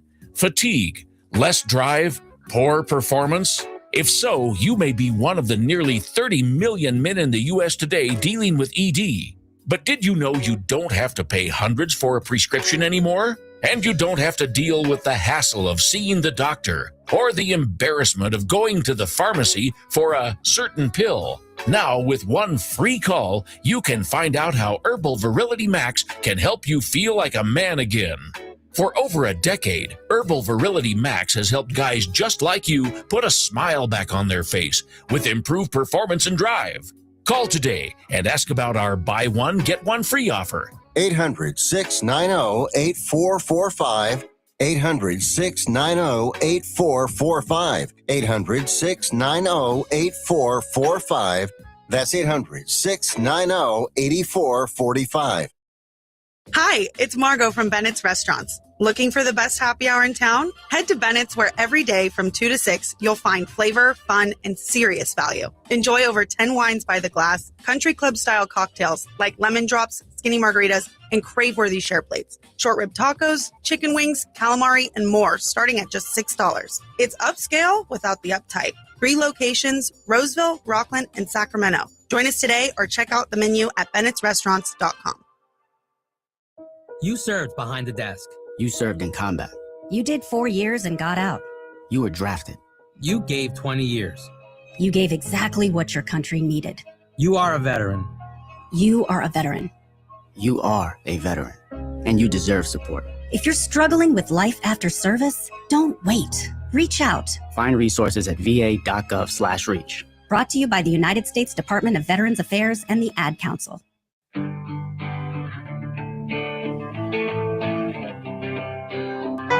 Final segment, 916-779-0929. Chris Landry, LandryFootball.com tomorrow. Don't forget, we replay hour number 1 at 6 o'clock. Let's get to some phone calls here. Hello, Ali. You're on with Grant Napear. Ali from Folsom. Hey, Grant. How you doing, sir? Good, Ali. Thank you. What a timing. You played that closing time song and getting emotional hearing it again after that Bills Highmark Stadium closeout farewell. Yeah. You were playing that music at the end of the game. Anyways, a long-time listener, called you a show before. We talked about our defense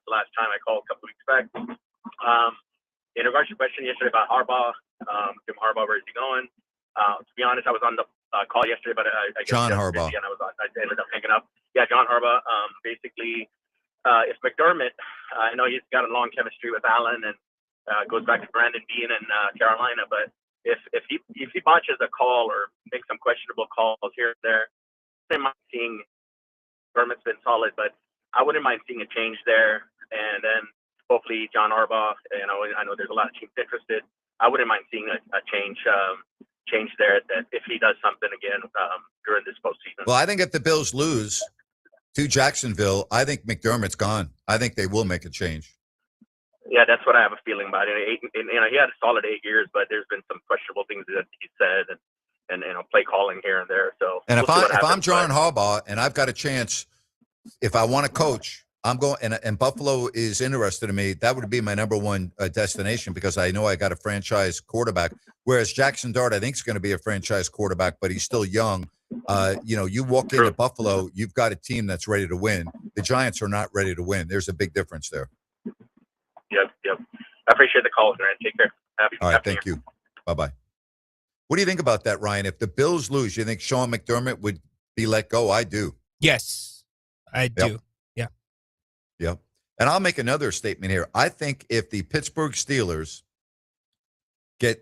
are unimpressive at home or lose to the Texans, which I think will happen, I could see the Steelers going in a different direction. I really could. There's been a lot of rumors about Mike Tomlin. It was really funny. We got the message yesterday about had the kick gone in. It might have been Tomlin. So now there's a graphic floating around the internet with the uprights. So to the left of the upright, it says fire Harbaugh. The middle is fire Tomlin, and the right's fire Harbaugh. But the fact that they won the division and made the playoffs would quickly be out of everyone's mind and memory, even though they beat their arch rival, if they don't play well at home in this playoff game. And I don't like this matchup from the Steelers' perspective. I think the Houston defense will control this game, and I think that they are going to make life very, very difficult. I think it's a very difficult spot. If you're John Harbaugh, are you going to wait to see how this stuff kind of plays out with the playoffs and maybe that Buffalo job is open, as Ali said? Sure. Absolutely. No rush? No rush at all. I think the Giants are highly interested in Kevin Stefanski, but I mean, if I could hire Kevin Stefanski or John Harbaugh, I'm hiring John Harbaugh. The question is, what does Harbaugh want for his legacy? So, he was in one team, he was in one place for 18 years. Does he want to go into a franchise that has a rich tradition with the Giants, who he knows he's got a really promising, good quarterback with assuming that he comes back from his knee injury fine, which based on history, he will, Malik Neighbors, a team that has good draft capital, has good youth, in a division that I think you could really elevate overnight in? Or does he want to go to a made-to-win-now team like Buffalo? Like if those were the two options. Like from a challenge aspect of being a coach, you got the new stadium in Buffalo, you got a new era, you got a lot of things going on in Buffalo, whereas the Giants have been a doormat since they won their last Super Bowl in 2011. And you could put your stamp on that franchise. Very interesting to see where he might end up. But he's going to be coaching, that's for sure. Or does he want to ride off with 18 years with the same franchise like Bill Cowher and go make a ton of money on TV? Yeah. I think he's going to coach. That's who he is. I think so, too. You know what's crazy? Wasn't this like the hiring season that we thought Bill Belichick might be headed back to the NFL? Think about that fall of grace. Yeah.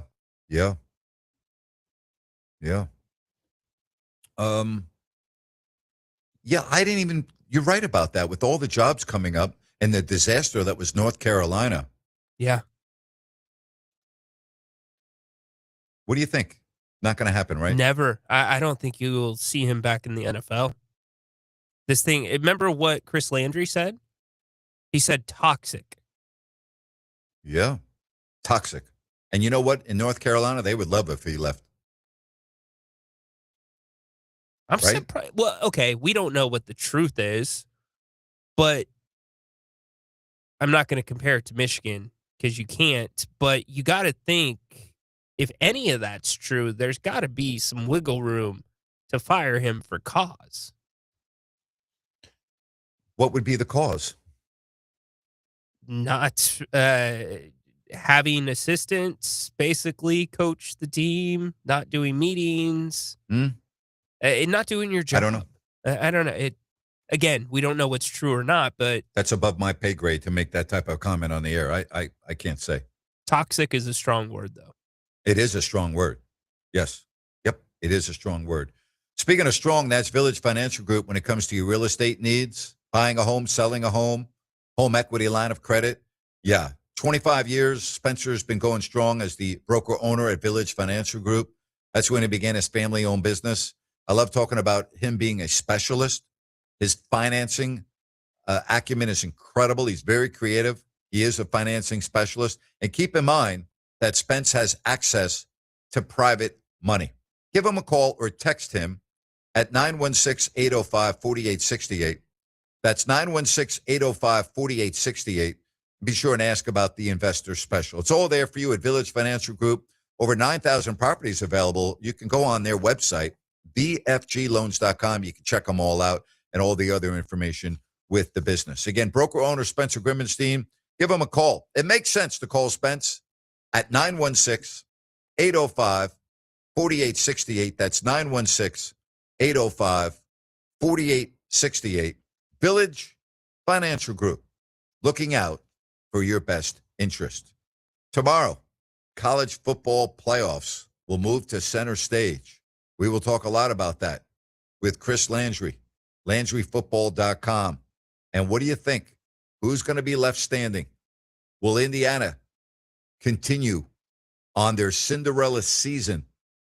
Will they move on and play for the national championship? Miami, Ole Miss, Oregon, Indiana. I like Indiana's position. Right now, I'm not so sure I'd want to be hooking up in a semifinal game with Miami. I like this matchup with Indiana and Oregon. It's a rematch. They won up there earlier in the year at Oregon, and here they are now on a neutral field. Can't wait. It's going to be a lot of fun, Rhino. I am really looking forward to these games. Very much. Very much. Do you feel like it's dragging out too much? Yes, it always does. College football, it's a real problem. Yeah. Yes, it is a real problem. There's no question about that. It's dragging out. And then, you have a game coming up, one day, then the next day. You don't want to play the games at the same time. You want both games in prime time. Right. So, tomorrow night, Friday night, and then you get the national championship game, which is not going to be until Monday the 19th? See, that's the thing. It's the front end wait. Think about that for the athletes. You get close to a month off, and now you're playing weekly, and then you get another break. It's a really long time. So it's technically the Fiesta Bowl for Miami and Ole Miss, and then the Peach Bowl, Oregon and Indiana. So we have 5 minutes left. I don't know if you can do this in 5 minutes, but I keep getting the same DM from so many listeners, and I legitimately do not remember. Everybody's asking about Stanley. Can you explain Stanley? Stanley was a delusional Dallas Cowboys fan and Miami Hurricanes fan. Delusional. He was very animated. Made me seem like I was in a slumber in the middle of a 10-hour sleep, okay? Extremely animated, big-time delusional with a capital D Cowboy fan, and a big-time delusional Miami Hurricane fan. And particularly during the football season, he would call me almost every week to talk about the Cowboys, and we had quite, to say it bluntly, an animated conversation from time to time. And he was a regular caller on my previous stop in Sacramento. So that's why. You don't remember him, huh? I don't. Wow. No, I do not. Miami Hurricane fan. Maybe he'll pop up. He was delusional. Yeah. He thought Danny Fortson was Bill Russell. He thought that, I don't even remember the quarterback's name anymore for Dallas. Quincy, whatever the heck his name was going to be the next, Joe Montana. And Tony Romo was this and Tony Romo was that. I used to tell him every training camp, your team's done. You're not going to win anything. You'd be calling up. And then I after they would lose and get eliminated from the playoffs, I'm like, Stanley, where are you today? How come you're not calling? And then he would get all huffy and puffy and end up calling and goes, well, I was busy and I was going to call you. But, well, Stanley, the game was on Sunday. It's now Friday. Waited all week to call me. You were busy all week. You couldn't call. Yeah, well, I work and I couldn't get in to call you. And, I'm like, Stanley, you know what? You're gutless. That's your problem. You're too gutless to call right after the game. You know it and I know it. So don't be making excuses that you had to wait 5 days to call me because you were work or busy. You're not busy every day. You should call me. So that's the way it was. It sounds like the makings if podcasting was around back in the day of a Oh great my gosh. podcast. You too. Wow. Just going back and forth. Yeah. So I don't know what happened to him. More animated than you and Mad Dog going back and forth? Oh, yeah, absolutely. Not even close. Not even close. Yeah. Yep. Not even close. I mean, Mad Dog and well, we're like in kindergarten compared to yeah, no, absolutely. No. Chris was really Chris was loud outside of the classroom. Quiet can be in the classroom when we were at Split Rock School in grade school. I was the one that got in trouble a lot for talking too much. And I was being sent down to actually, it wasn't, they would make us stand outside in the hallway for a timeout. Yeah. So the teacher would make me go stand in the hallway and you would have to face the wall. So like you're a little kid, you're in second grade and I'm standing out in the hallway, with my face up against the brick wall. Seriously. That was, to show you how old I am, my second grade teacher, Mrs. Hefner, she was an elderly lady at the time. So she was at the end of her career.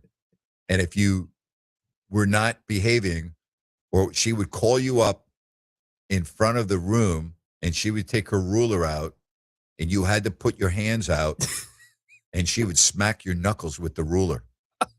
In front of the entire class? Oh, yeah, in front of the entire class. Absolutely. Can you imagine if that happened now?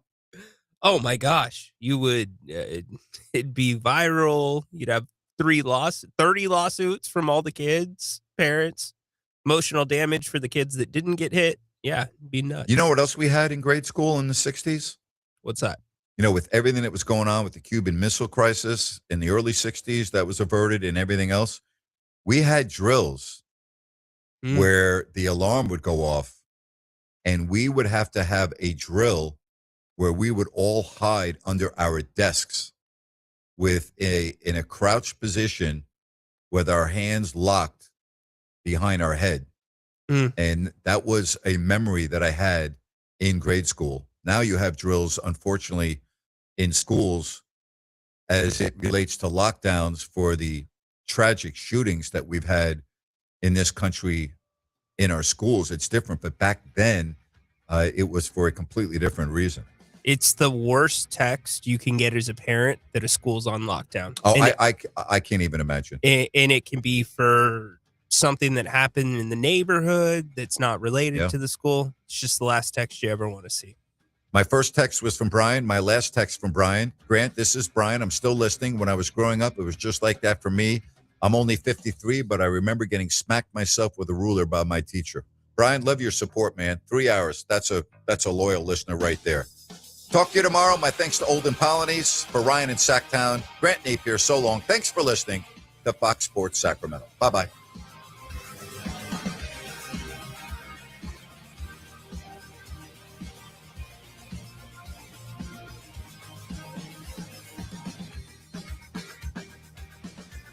The team at Downtown Ford Sacramento wishes you a phenomenal 2026. And what better way to ring in the new year than to treat yourself to a new or pre-owned Ford car or truck? See, the new year means we got to get rid of all these 2025 vehicles to make room for the new 2026 ones. So now's the time to get a crazy deal on a 2025 Ford that is still brand new. And we've got an awesome finance team here, always ready to help you get into the vehicle you want. And look, if you've had your eye on a Ford car or truck, but you're not yet ready to get into a brand new one just yet, odds are we've got a gently used version of that same car or truck right here on site for substantially less. Once you got your Ford, our top-notch service department will keep it running like it's brand new for as long as you own it. With more than 100 years of service to Sacramento, we're Downtown Ford on Howe Avenue next to the How About Arden Shopping Center. DowntownFordSacramento.com. Listen up, guys. Are you experiencing any of the following? Fatigue, less drive, poor performance? If so, you may be one of the nearly 30 million men in the U.S. today dealing with ED. But did you know you don't have to pay hundreds for a prescription anymore? And you don't have to deal with the hassle of seeing the doctor or the embarrassment of going to the pharmacy for a certain pill. Now, with one free call, you can find out how Herbal Virility Max can help you feel like a man again. For over a decade, Herbal Virility Max has helped guys just like you put a smile back on their face with improved performance and drive. Call today and ask about our buy one, get one free